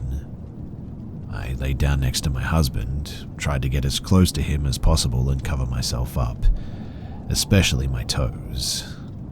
Remember, it's like 85 degrees in the house, so covering myself up is pretty ridiculous because it is really hot.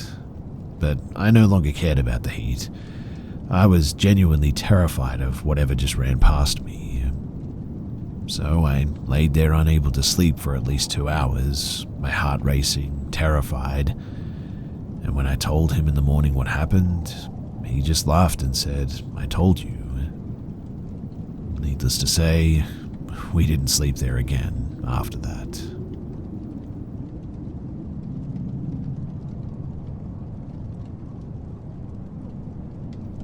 So years ago, early 1990s, my wife and I rented a home in Kansas City through a lawyer who represented an elderly lady who had returned to where she grew up in Iowa following her husband's passing.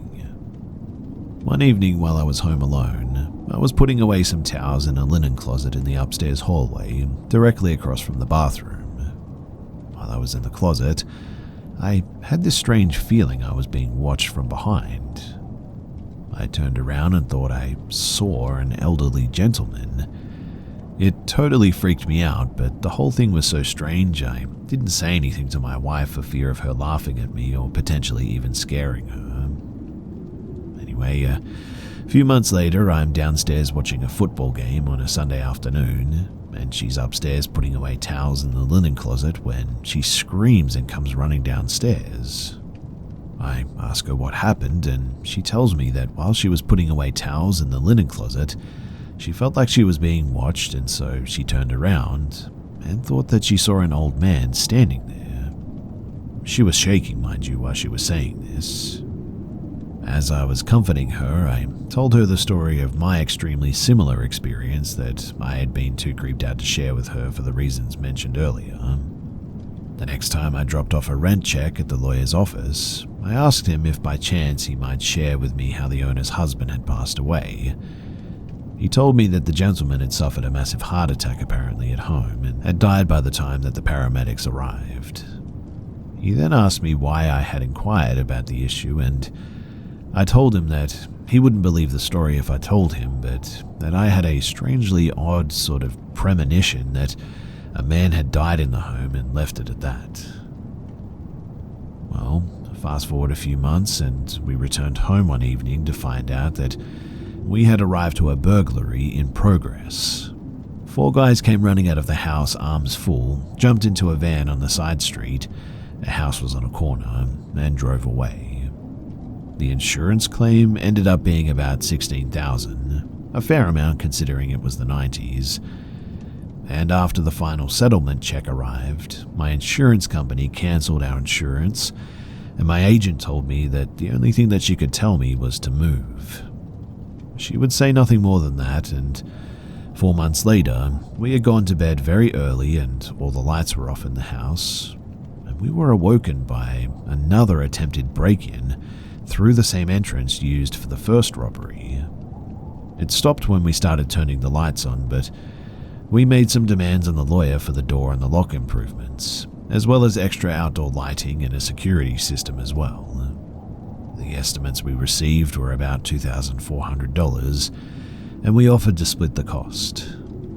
We spoke to the owner and they declined to split the cost, but told us that we were free to do any of the work ourselves if we pleased, which we declined in the end.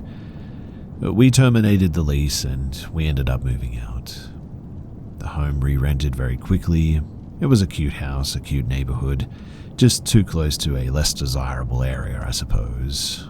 So we were pretty fortunate that we only lost our security deposit in the end. As it turns out though, 2 young female lawyers had rented the house after us. About 9 months later, I received a phone call one evening from a woman asking if I had lived at the address. I told her that I had, and I asked her how she had gotten my name and my number. Turns out some mail with my name had arrived, despite the forwarding order, and I had the only name match in the area in the phone book. She begins to explain her story, which is that she and her partner had been robbed 3 times in the past 9 months, and in their subsequent arguments with the lawyer representing the landlord, he had let it slip that they must have been talking with the prior tenants when they presented a very similar set of demands for improvements to the home, and that's when she tracked me down. During our conversation, she mentioned, though, that they were constantly creeped out after moving in between the burglaries and the odd feeling that they were being watched all the time. Watched? Really? By who? I asked. And they just said to me, an old creepy guy.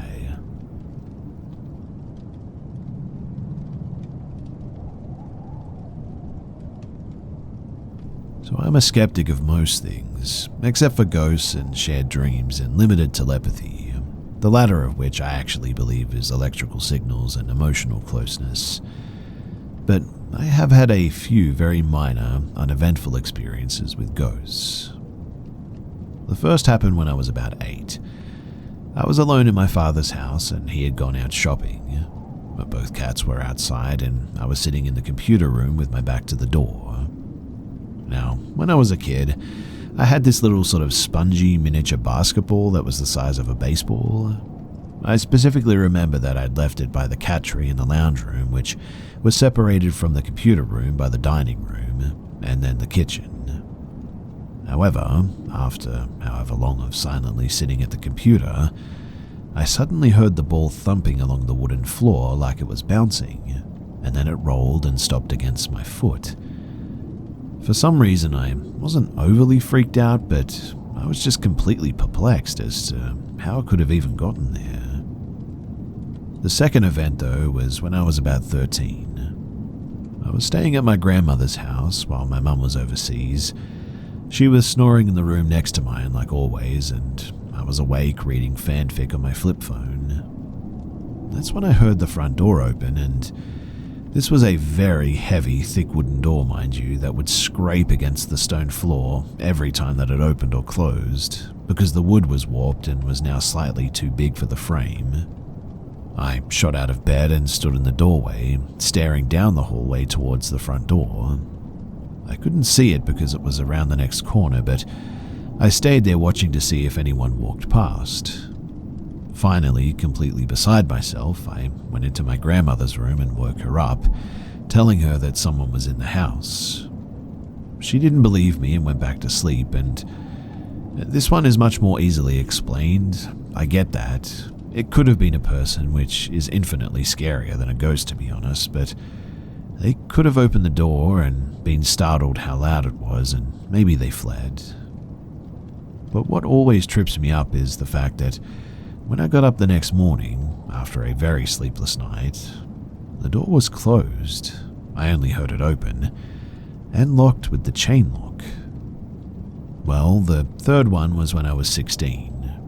It was the night my grandmother died, and I was standing outside talking about her with my mum, her daughter, when a single lock of my hair stood up straight in the air like someone was holding it. Again, it could have been the wind, I suppose, but it was odd, that much is for sure. The fourth was when I went on tour for an old hospital in my city before it was demolished. It was at the end of the tour, and we were in the morgue section just wandering around individually. I and two others opened a door that led to a long dark corridor when a door at the end of it, around the corner, suddenly slammed shut. I have never felt that afraid, too. My hands were shaking so much that the torchlight was bouncing everywhere. No one was supposed to be in there, but again, I guess it's sort of easily explained. It could have been squatters or maybe urban explorers or even a gimmick by the tour company, and my fear was heightened because I was already so freaked out by the hospital itself. I'm not too sure what it was, but I did feel really creeped out by whatever it was. And the last, and the one that I'm most certain of, happened just a few days ago, now that I'm 26. So I was at work with two of my co-workers.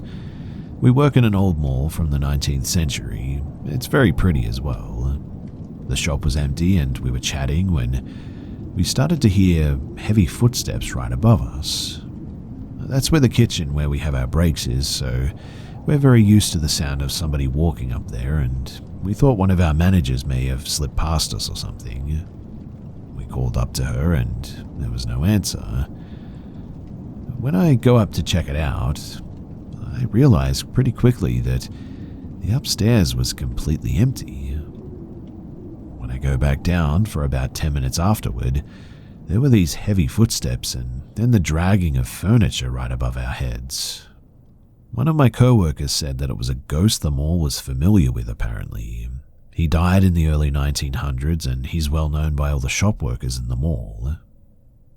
Now, of all of them, I would say that the first one and the last one are the most difficult for me to explain.